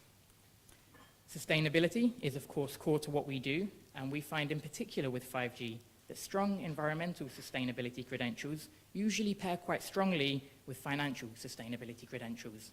Again, a feature we very much like. De-risked, or risk management. So, unlike conventional district heating, 5G offers opportunities to manage risk in a slightly more innovative way, consuming a minimal amount of primary energy, having the ability to hedge your heat and your cooling, and actually providing long-term visibility and confidence to keep growing and advancing projects well into the future. Now, finally, future-proof. A technology here that is designed not to work in the future energy system, but to work in any modern energy system, leveraging the flexibility of the technology to adapt to more nuanced and local challenges.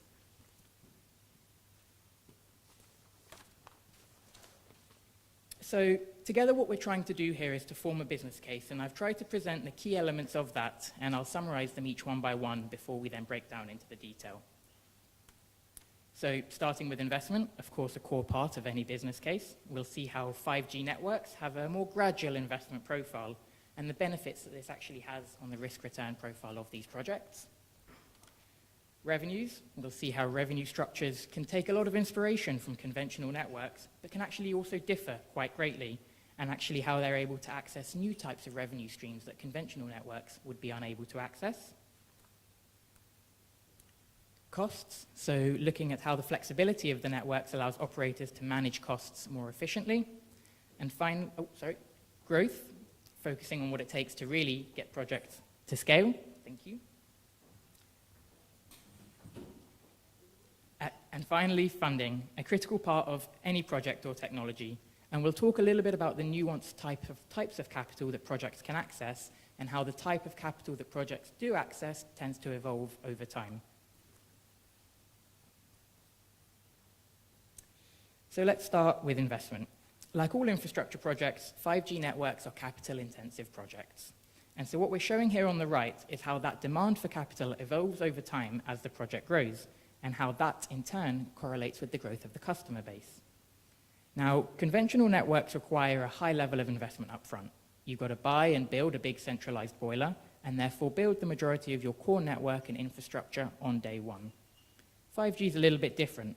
There are, of course, some fixed upfront costs, as the pilot projects have described, but the majority or high portion of your CapEx is incurred for customer connections and heat pumps. What that means is that you're only required to make that investment at the point at which your customer connects, and you have visibility on the future revenue. That future revenue means that by extension, you can start with fewer anchor customers, and you're able to get projects off the ground much more quickly than conventional projects would be able to move. So next up is revenues, and the core income model for 5G doesn't necessarily need to differ greatly from that of a more conventional system, except of course for the additional revenue you get through complementary cooling. On the right here, what we've tried to show is a breakdown of the types of costs for a typical heating and cooling network. As you can see, you have a broad split of 50-50, but actually this varies very much on a customer-to-customer level, and is something that, as projects are developing themselves, they need to be very conscious of. In practice, we see that actually 5G networks can provide some quite significant upsides to this core model. So for example, storage solutions, which were mentioned previously, give you the flexibility to operate your heat pumps a little bit more strategically, rather than providing power and heat exactly when it's needed. That allows for the provisions of things like demand-side services to grid operators at times of electricity system stress, and introduces a whole new concept of revenue streams for your projects.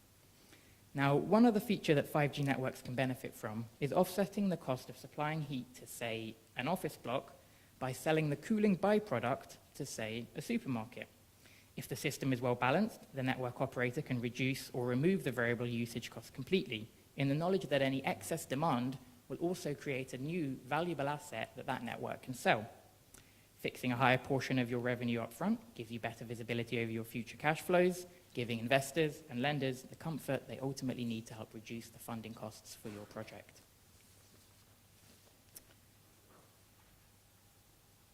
So coming on to a little bit more of the detail on operating costs. And there are some pretty clear benefits that 5G offers. So of course, 5G networks are low temperature. You don't need to burn anything in order to power them. This opens up a huge range of possibilities where low temperature, low cost, or no cost heat can be extracted. Data centers, sewage networks, public transport system, all generate waste that can be captured by low temperature networks. Now, the primary energy that the network does consume is from the electricity grid. This is more sustainable, particularly in areas where high renewable generation is already there, and for areas with high renewable generation ambitions. But it's also very positive for the business case. Power markets are generally mature, stable, and liquid. And again, these give investors the visibility over future revenues that they need in order to be comfortable with their own business case. Now, finally, storage can be used to reduce costs. A network operator can actually choose to optimize the heat pump, as was mentioned recently, to buy power when it is cheapest, using the short-term storage vessels to ensure it can deliver heat as and when is needed at the correct temperature, and topping those vessels up when the timing is right in the markets. We have shown here on the right just a very short breakdown of the typical costs that these projects incur. And the main points to note out here are actually the orange and grey areas where you can see the maintenance of customer infrastructure and cost of electricity for customers. Now, over a period of time, and as networks grow, we would expect these chunks to become a larger and larger portion of your overall operating cost, whilst the top left overheads section would then become smaller and smaller. And this all builds into how these types of networks scale very efficiently. So, let's talk a little bit about growth. Growth is obviously very important if you want to build a big and profitable project. With conventional district heating networks, growth can be a little bit bumpy. First, you have to build up a list of all the future customers that you want to connect, and you need enough of them there to justify the outlay on a big, expensive new boiler and a core network that surrounds it.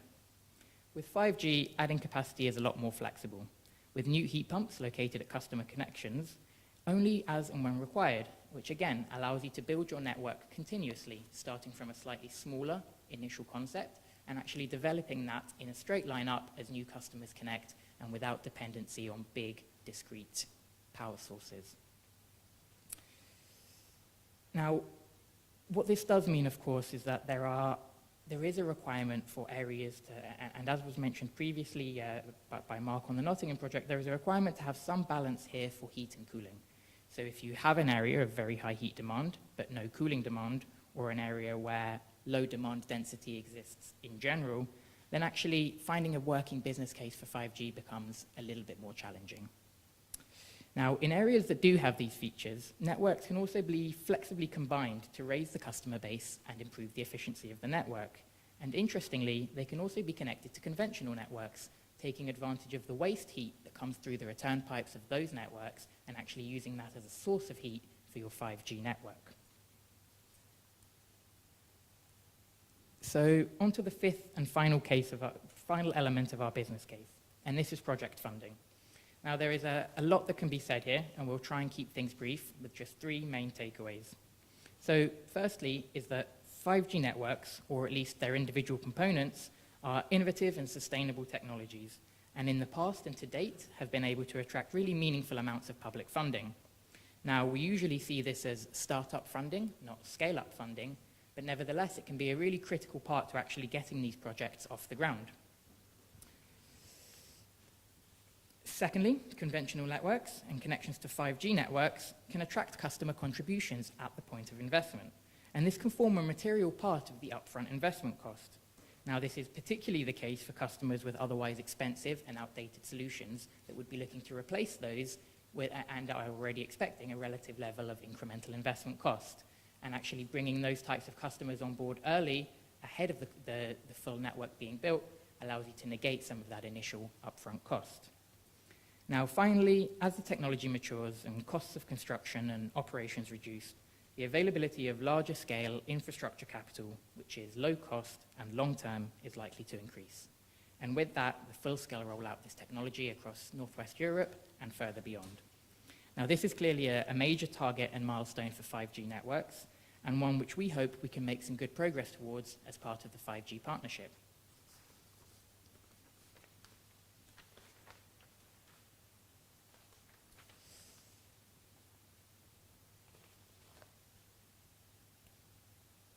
So, in review, and coming back to our key elements of the business plan, we've discussed how for each 5G builds on and improves the conventional district heating model. And so the big question that we have, of course, is does this deliver value for end users? The chart here shows the levelized cost. That's both the upfront and the ongoing cost of various sustainable heat technologies to the customer, averaged per unit of energy supplied. We know that district heating is cheaper today than standalone household heat pumps, and also, unfortunately, as it happens, cheaper today than 5G networks. But of course, the night is still young for 5G technology. This is a developing technology, and opportunities for cost reductions through standardization and scale can change this picture massively. We've shown the ranges we expect here in the error bars, and of course, as always, we and our partners at Interreg and D2 Grids are committing to helping this become a reality. Thank you for your time, everyone. Hopefully that was a useful introduction to the business case of 5G networks, and if anyone has any questions to handle now, I'd be delighted to answer. Hi.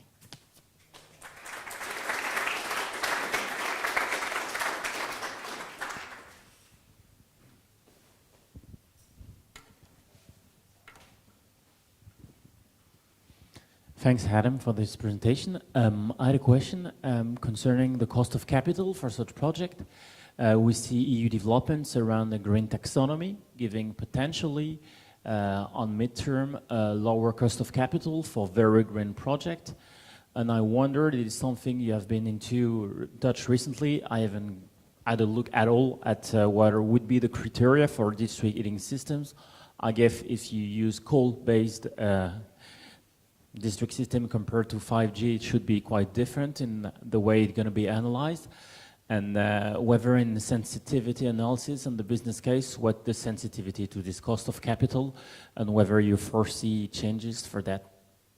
Yeah, so it's a very good question, and there's a couple of points to handle there. Now, the first one, and I'm just going to get this out there straight away, is that as part of the D2 Grids work that we do, we've actually provided a few materials that will be available online and through the D2 Grid social media platforms that actually talk a little bit more in detail about investment opportunities for these projects, what type of capital is available to them, the expected cost of that capital, and how that's expected to develop as the projects mature. But actually this point of maturity is really key, because one thing that we see consistently is that the maturity of a project, the maturity of a technology, is what allows the driving down of cost of capital. As your project becomes more standardized, as you have better visibility over how returns on that project are going to look, you take some of the risk out of that project, and that can put a squeeze on the cost of capital you pay for. Now, of course, 5G networks are early in their life, and so actually attracting institutional, long-term, low-cost capital, like I discussed as one of the targets, is not something we're able to do quite yet in the way that you might be able to do for conventional district heating networks. The element that 5G networks can take advantage of, and that brings down that cost of capital, is the availability of public funding schemes. And actually there, we find that these schemes often have either a nil or very low requirement for the cost of the funds. And actually that, combined with potentially some more high-risk, high-return equity investments, particularly in the early stages of projects where there is a lot of risk to be taken, can actually bring that cost of capital right down to a level that is affordable for the owner and operator. And so in summary, today that cost of capital is still quite high, but it's being diluted down by the provision of public funds. In future, as these public funds and subsidies drop away, we actually expect new institutional capital to come flooding in, and it will be that capital that at its core has a low cost of funds that will be used to really push this transition forward. Hopefully that's helpful. Anything else? Hi. You spoke about the need for a demand for both heating and cooling when developing the business model, and the fact that it relied on both. How could the business model kind of work if the heating demand was kind of very much the predominant demand, and there was very limited cooling demand? Thinking of kind of UK examples for now. Yeah, no, that's a good question as well, and actually we should bring in some of our engineering colleagues to also have a discussion on this, and I'm sure we could spend a very long time doing so. But at the core of the financial model and the business case that we look at, it assumes a certain element of balance. And the reason you have that balance is because that's what really allows you to drive up the efficiency of your network, drive down your primary energy demand, and really embrace the 5G concept. And so as you correctly point out, in the UK, in Scotland, and in several other areas in Europe, there tends to be a much higher heat demand than cooling demand. And what this means for the technology, at least in this stage, is that as we face that challenge, that really narrows down the areas where this type of technology can work. And so where we've seen the pilot sites taking place are actually areas where you've got commercial buildings alongside residential buildings, areas that, or supermarkets that require refrigeration, alongside data centers who have waste heat. And you have this overall concept where actually between the two of them, you aim for that balance. Now, if you find yourself in an area that is completely out of balance, it's very difficult to take on board all 5 of the core principles of 5G. And so that's where the more hybrid type systems come into play.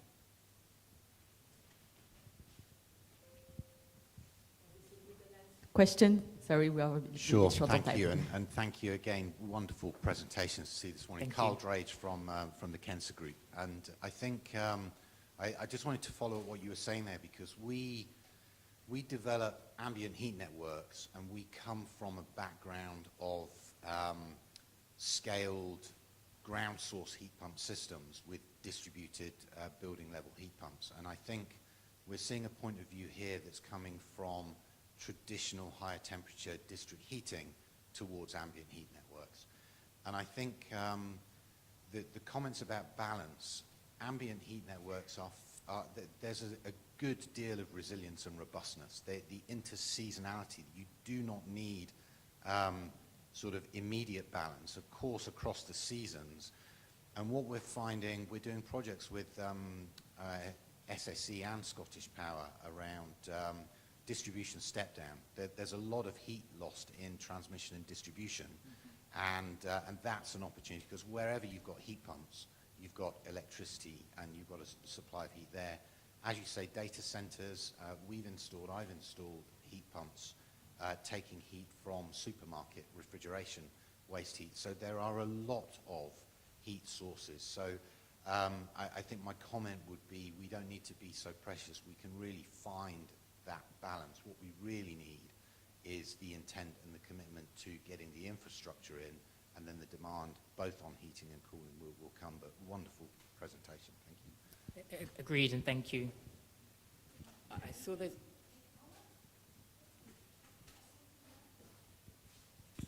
Maybe just something that I wanted to add about the difference between heating and cooling demands. It's also very important to look at what the cooling and heating demands will be in the future. So not only today, but how it will evolve in the future. Because buildings will be more energy efficient, they will be more insulated and things like that. So which means exactly that the difference between heating and cooling demand will shift and will be more imbalanced. So in order to plan these kind of projects, it's really important to look also ahead of what will come, because these kind of projects, you don't do them for just to cover the demand of today, but for the demand of the next 20, 30, 40, 50 years. So very important to take that into account. Thank you. And one final point, Alice, don't kill me, I'm sorry. It's just that I talked a lot there about the balance of heating and cooling, and of course that's important, but the one point I wanted to emphasize is that needs to be, or what we aim for is a volume balance. It doesn't have to be a temporal balance. So your ability to include storage means that actually you can have all your heat demand over the winter and all your cooling demand over the summer, and if you're able to efficiently transport and store that heat, which you can do as a result of the low temperature in the system, actually you still retain that balance. Thank you. I'll hand over now.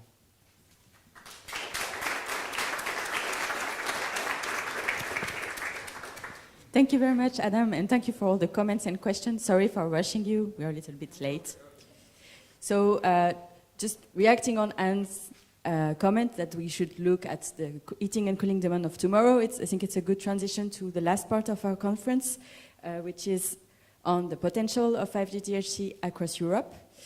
So first, I'd like to call on stage, I will call just Jack Korskaden from Euroheat Power, who is our guest speaker. So Euroheat is not directly a DigiGrid project, but it's a partner. So I leave the floor to you.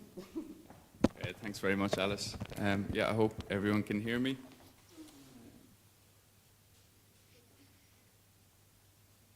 There we go.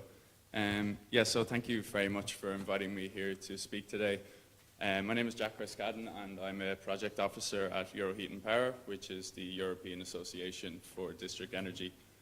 We've heard a lot today about the technical aspects and the principles of fifth generation district heating, but now I'm going to take it kind of to a higher level to talk about the status and potential of district heating and cooling in Europe. And I'll support this with findings from one of the projects that we're currently involved in which is the RES-DHC project.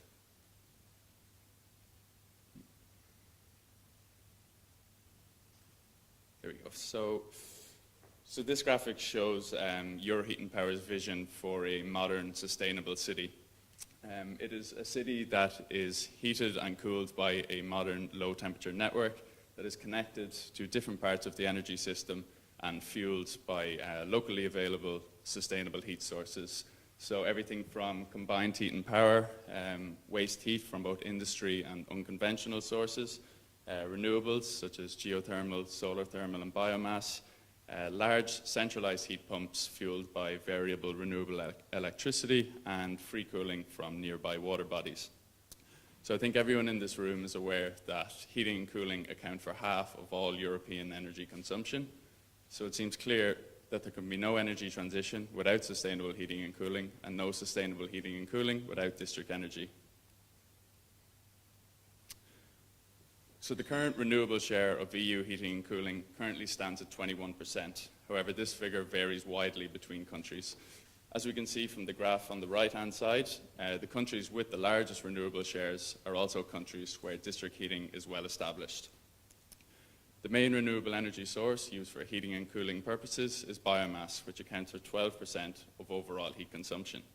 And today, 60 million EU citizens are served by district heating, with a further 140 million citizens living in cities with at least one district heating network.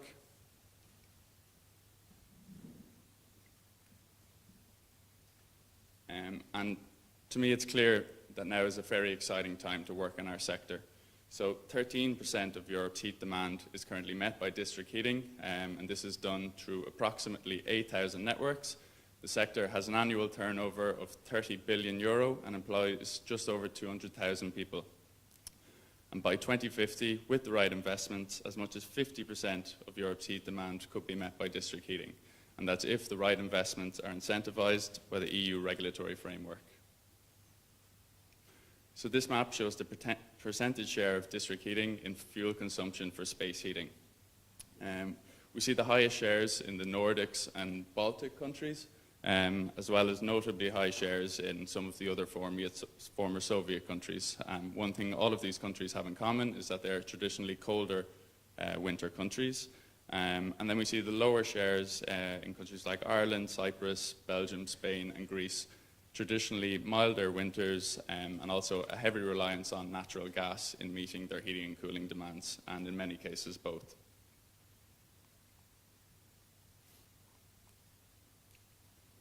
And here we have the percentage share of renewable energy in the generation of district heat. So again, we see the highest shares in the Nordics and Baltics, but we also have notably high shares in countries like France, Italy, and Austria. And just a quick note on the data shown here. So there was significant difficulty gathering this data due to the local nature of heating and cooling. And although we see remarkably high renewable shares in countries like Spain and the Netherlands, this data is slightly skewed due to the low size of the district heating market in these countries.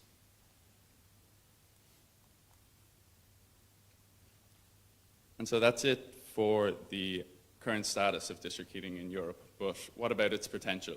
So the rapid and widespread deployment of district heating and other renewable heating and cooling technologies is possible and we think imminent in the near future.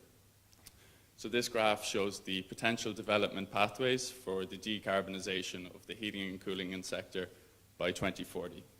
So we have here on the left-hand side a 50% decarbonized scenario, and on the right-hand side a fully decarbonized heating and cooling sector. So although the 100% scenario is ambitious, it certainly is feasible with the proper support measures. And these measures could include addressing electricity taxation, so that end-use consumption in heating and cooling applications is excluded, the treatment of waste heat on par with renewables, and the removal of fossil fuel subsidies. But one thing that's for certain is the achievement of either of these scenarios will require political support and R&D investment. So there are various European policies that influence district heating and cooling in the EU member states, and the European Green Deal has brought forward a new wave of policy initiatives that have a direct impact on our sector. So the 2030 Climate Agreement has been revised from a 40% greenhouse gas emissions reduction to a 55% reduction. The renovation wave supports a district-level approach to decarbonisation, and energy system integration represents an opportunity for district heating to become the backbone of a future highly integrated and optimised energy system.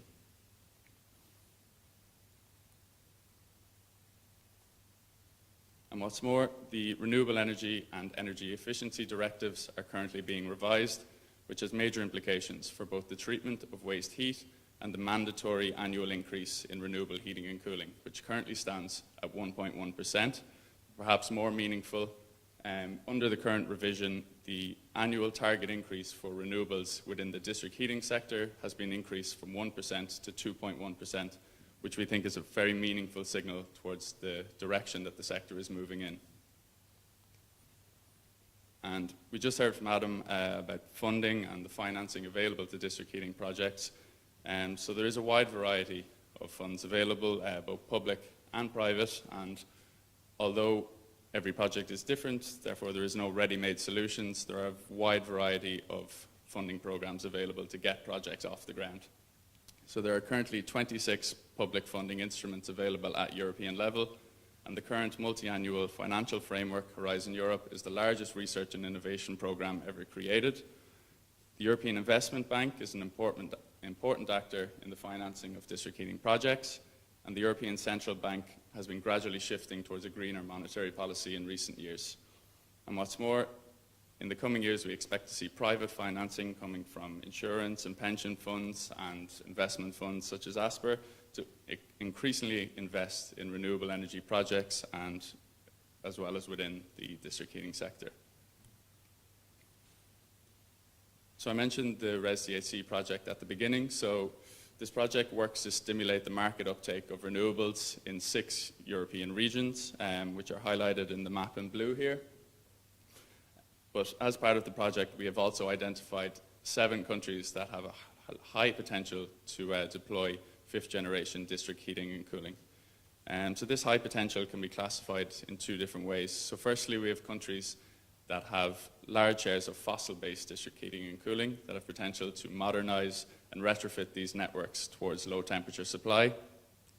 And secondly, we have countries with low amounts of district heating that can leapfrog the fossil generations of district heating and go straight to the deployment of modern renewables-based networks. So we have a country like Croatia, which has a 37% share of renewable heating and cooling, whereas district heating makes up a smaller 7% portion of the overall demand and is less renewable, fueled mainly by gas. But as we heard about the importance of cooling demands throughout the year, Croatia has an excellent mix of both heating and cool requirements throughout the year and has large potential to deploy renewables, exploit waste heat, and deploy district cooling solutions. Lithuania has a very large share of renewable heating and cooling, but they also have very ambitious renewables targets, such as a 90% target for the district heating sector. And what's more, the stakeholders within the district heating sector are extremely active, and we see further potential for decarbonisation there. And finally, the Netherlands has low amount of district heating and low shares of renewable heating and cooling. However, we expect this to change drastically in the coming years as gas is phased out and local solutions are prioritised. So they have real potential to, again, deploy 5th generation networks. So as you can see from these 7 selected countries, they have a very wide geographical population and climate distribution, and they also differ significantly in their heating and cooling decarbonisation progress. And we feel this really highlights the huge potential for this technology to be deployed across all regions in Europe.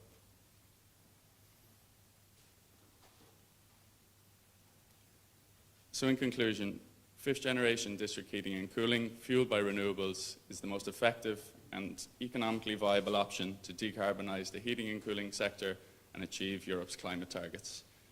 So thank you very much for listening and for inviting me again today, and I'm happy to answer any questions.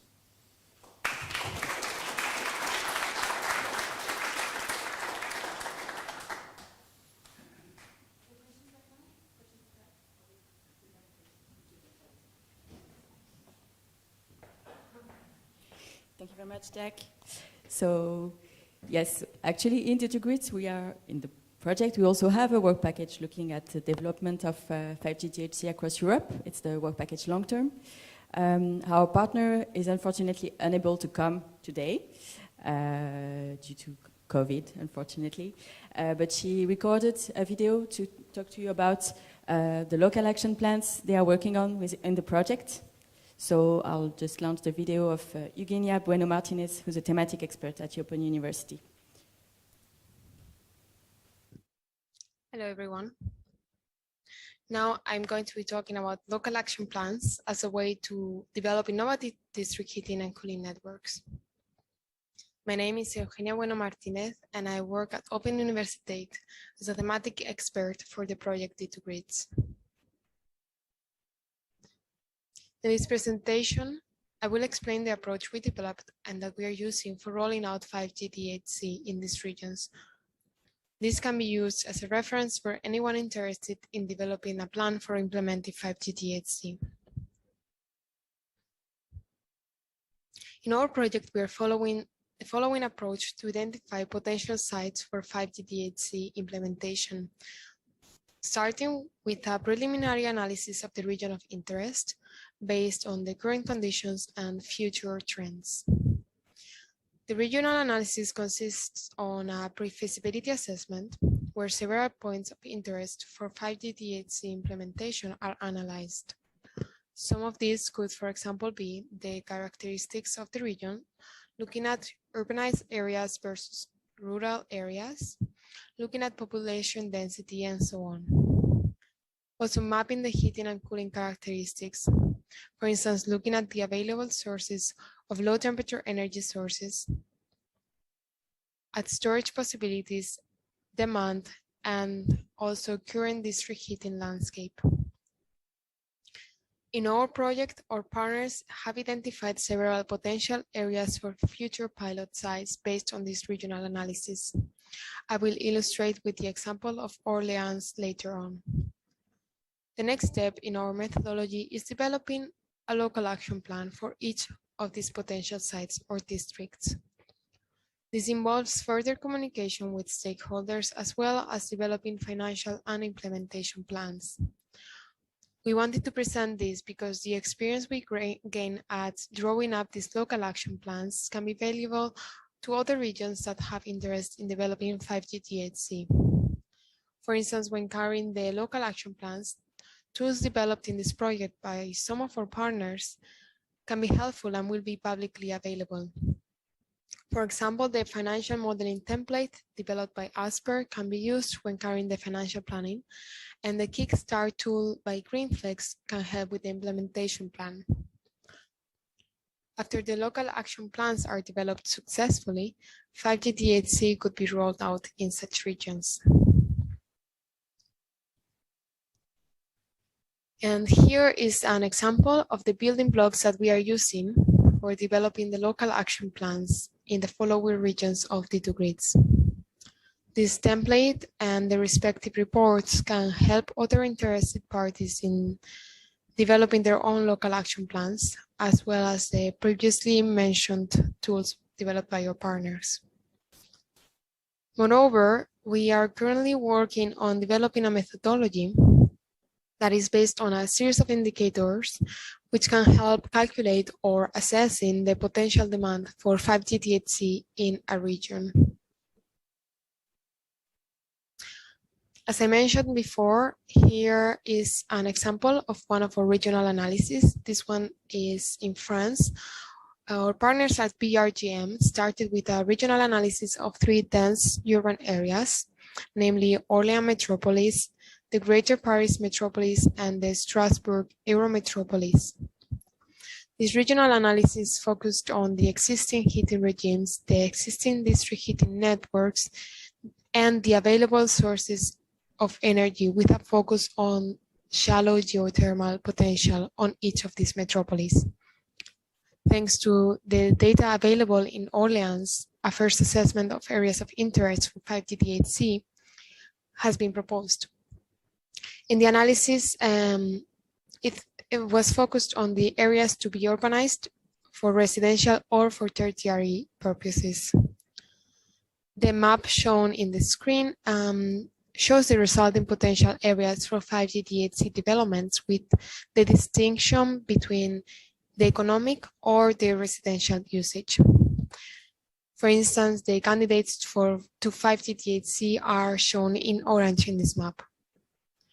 On the next step, which is currently taking place, BRGM is developing a local action plan, and for this, a preliminary feasibility study will be done on the potential pilot site, specifically in the south of Orléans Metropolis, and in agreement with the local stakeholders.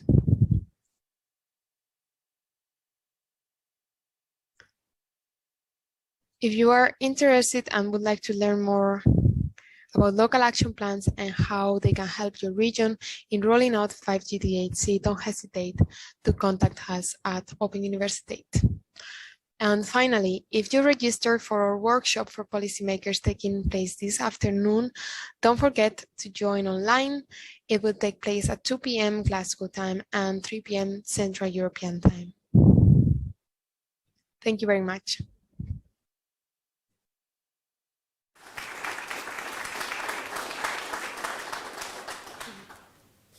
Just a precision, if you really want to attend the workshop, you should just tell me because the registration have officially closed. So moving on from Orléans in France and coming back to Glasgow, the Glasgow region, there is another 5th generation district heating and cooling grid on the way in Glasgow region, and we're gonna have a testimony with the Renfrewshire example. I hope I'm pronouncing correctly. So please, Kevin Wouters from Renfrewshire Council and James Dickinson from Borough Habold.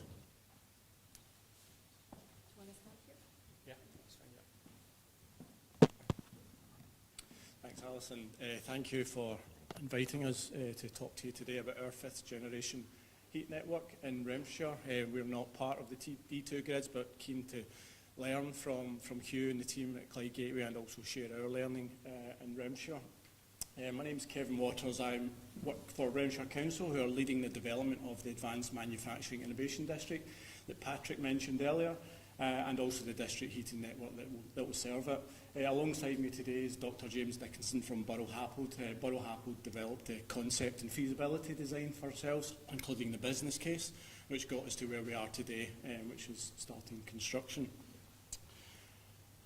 I was going to touch on what AMIDS is to get a little bit of context, conscious of time, everyone's time, so I'll try and keep the good bits for James, which is all about the 5th generation network. AMIDS is a collaborative project led by Renfrewshire Council in collaboration with Scottish Government and Scottish Enterprise and other local authority partners. It's a 52-hectare site, as you can see in the image here, adjacent to Glasgow Airport.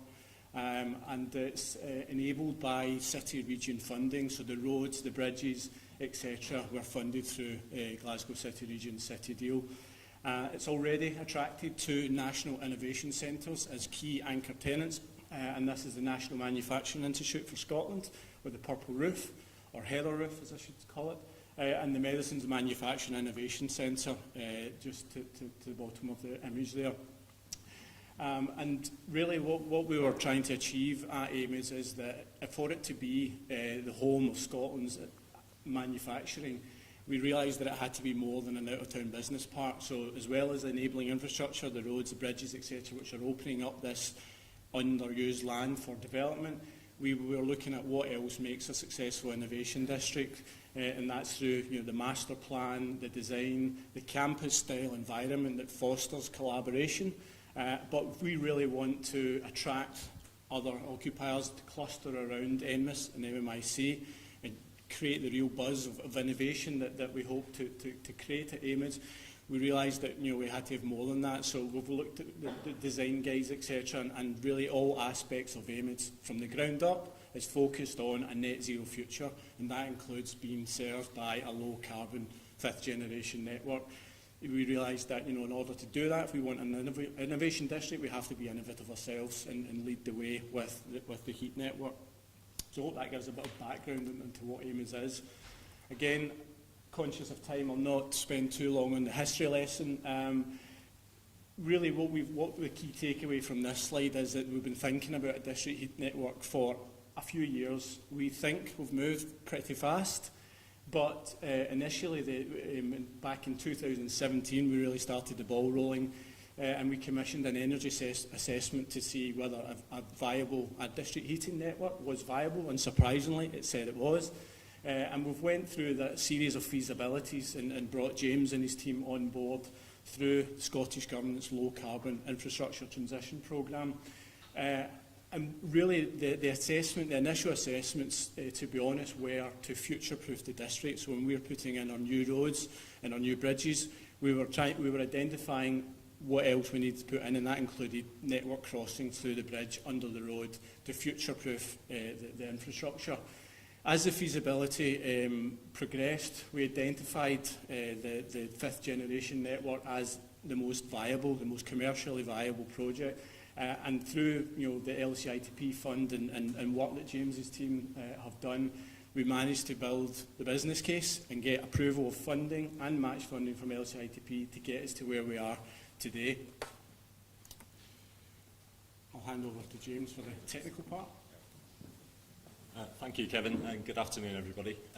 So this has been quite a journey, but a very rapid journey as well. So we'll keep it fairly brief today, but a lot's happened in the last year and a half, and I think Kevin and I have spent a lot of time on this strange hours of the day as well. But I mean, the system here is not a surprise to anybody. At the top, we have like the secondary side system in the building, and we have the decentralised heat pump located within each building. and then we have the network. We did a hell of a lot of analysis looking at the various different connections we can make in the vicinity. There's a river there, obviously extensive ground, open ground as well, but there's also wastewater treatment works, which is 2 kilometres away, owned by Scottish Water, who've already been mentioned today already. So, you know, in our sort of definition here in this context, it's decentralised, it's scalable, and it aligns with the uncertain timescales of a new master plan. That's really critical for a 5th generation system. And it's also flexible for heat abstraction and rejection. Some of those we don't actually know what's going to happen in the future. But it's a large volume network. So there's inherent volume and storage already in the network to allow that kind of flexibility. And we can also tune the heat pump plant, reversible, chiller plant. We can look at heat abstraction, rejection, or both for different tenants. And we can vary the temperature on the secondary side system as well, which is really critical. And the pipe work is lower cost than steel fabricated DH as well. And I can talk endlessly about that if you want to grab me afterwards. So the system here, we all have simplified cartoons. There's more detailed drawings behind this as well. But the key parameters for us were the outfall temperatures from the wastewater treatment works. We were dealing with treated effluent here, which was about to enter the local river course. So it's very high quality water. We weren't accessing the actual sewer water in this case. And we had a variable flow temperature and a variable flow rate. The wastewater treatment work serves around 200,000 people, so there's a fairly resilient supply of heat, you could say, but the temperature does vary significantly throughout the whole year.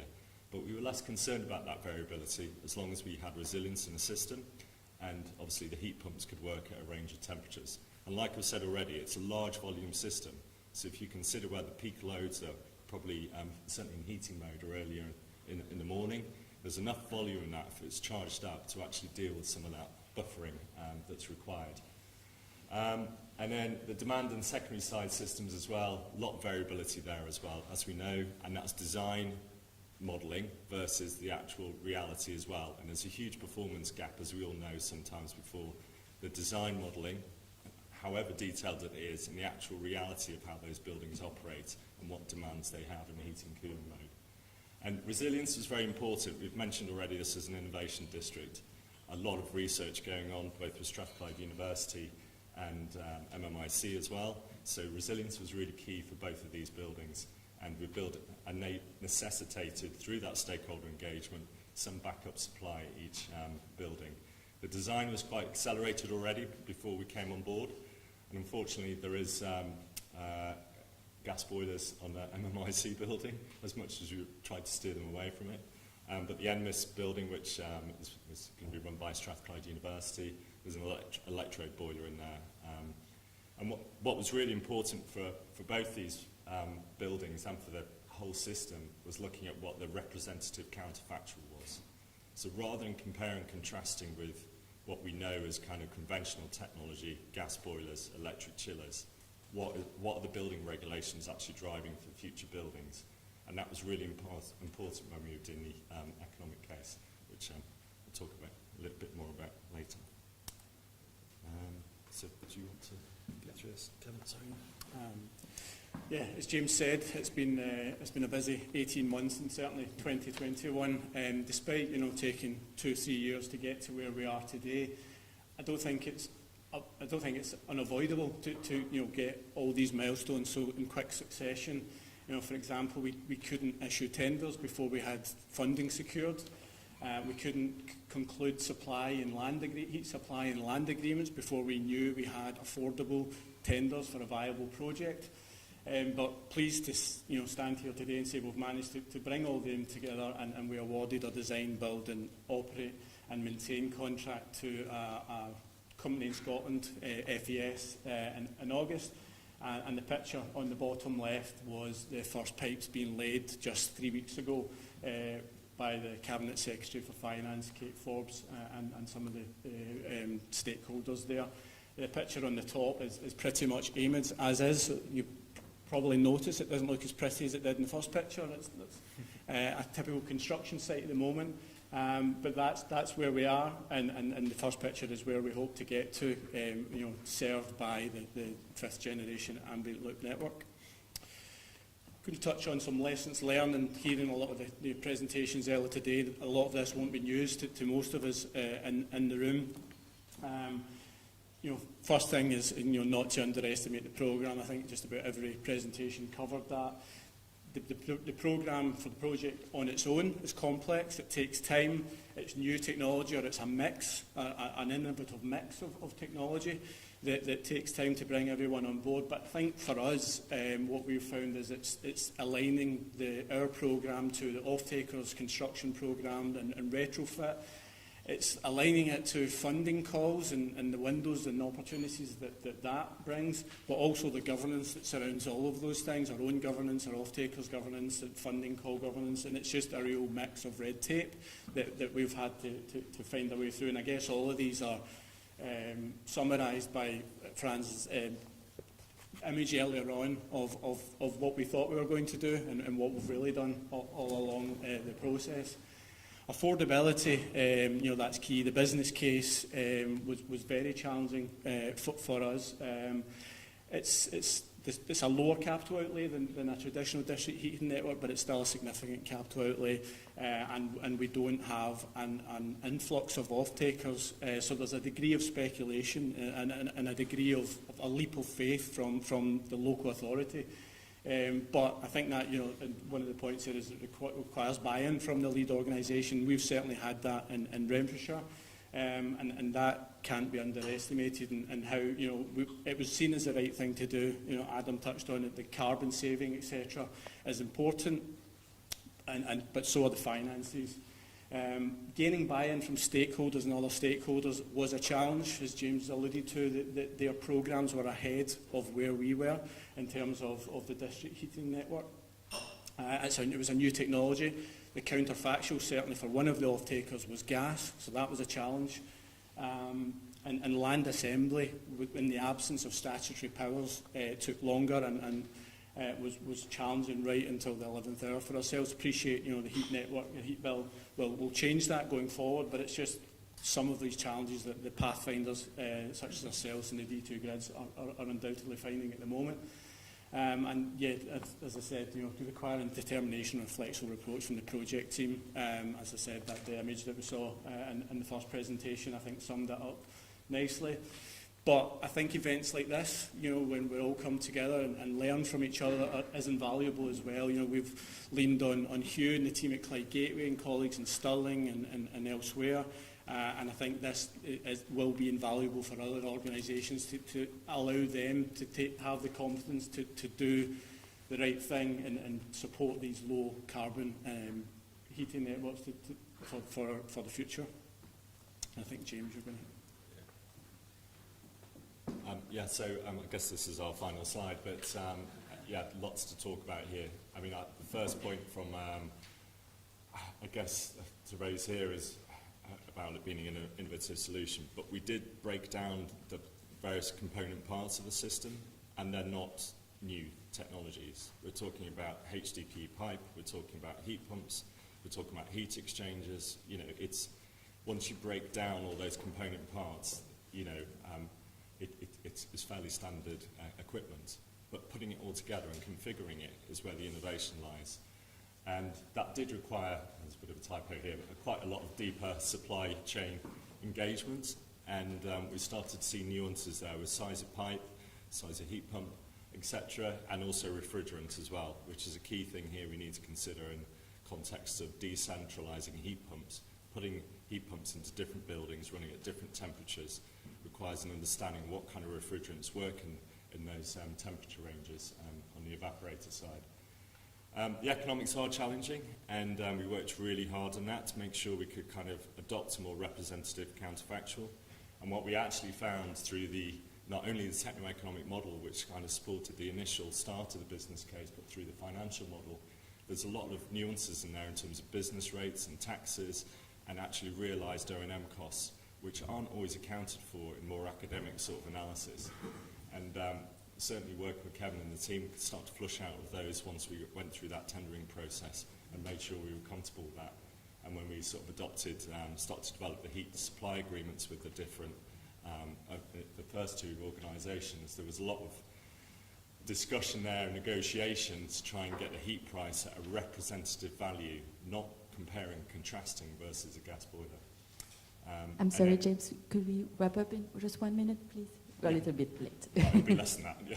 30 seconds. So the regulatory approval was really difficult as well, working with a sort of statutory utility. There's lots of kind of red tape there, and but they were engaged, so we had a lot of discussions with them to try and in parallel with the rest of the programme. And then developing an outline business case using what we call as like the Greenbook 5 case model from UK governments. That goes through the strategic, the techno-economic, the commercial case, the financial case, and the management case.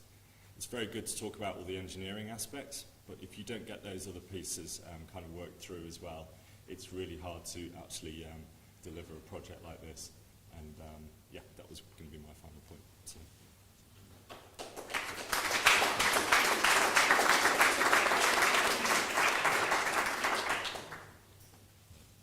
Okay, I'll just, if there is one very, very important question, we can take it. Otherwise, like, no, okay.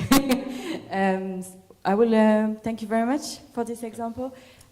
If there are, I'm sure there are probably questions in the chat. We will answer them in the replay. I will ask Mathilde to come back on stage and conclude with me the event. Yes, thank you, Alice. So as you saw today, 5GHC are a sustainable solution. It's an affordable solution. It's adapted to various types of districts, residential, tertiary, supermarkets area, industrial zone, with the different sources of energy, as we could see with the different pilot sites, Mijnwater or geothermy, heat recovery from industrial side, data center, everything. So I hope that now you're convinced, and I guess that you're convinced by all these aspects of 5GHC. But as Greta Thunberg and other young people were screaming in the streets a few days ago, no more blah blah, now we need actions. And we need you to start new projects of 5GHC, to follow the steps of Helen, the 5 pilot sites and this new project that we just heard of. And we can help you start your own project starting now. 5G is adapted for various projects, either a new project in a new smart city or new smart district, or in a project in a new DHC grid, but in an existing district, or even in upgrading an existing heating grid into a 5G grid from maybe a 3rd generation to 5th generation. And the good news with 5GHC is also that you can start small and go step by step towards a 5GHC, as we saw with the different pilot sites as well. You can start small by creating maybe 1 or more beads, and then stringing them by an ambient loop for the exchange of excess heat or cold in the single beads, and getting bigger and bigger over the years. And if it's not possible to start from the beginning with a full 5G grid, you can also start with a 5G ready grid, and then add some other features over the years to make it closer to all the principles that have been presented to you today. So for instance, it was the case in the Helen grid. They're starting with a 4th generation grid, and then over the years they added some new features, the exchange of heat and cold between consumers, and they're still adding on some new aspects of 5G. So that is totally possible. That's the great news. You can really start now.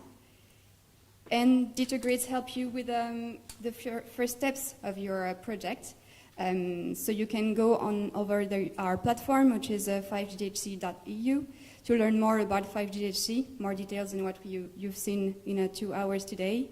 Learn more about the data grids project, the different things that we will develop during the 3 years, well, now only 2 years remaining, of the project, and other information on the pilot sites. So I invite you to visit that website. And we are also developing a lot of deliverables, dozens and dozens of deliverables during our project that can be useful for any project developers. So I wrote down a few of them, but there are really a lot of them that that have been developed and that will be created in the following month or years.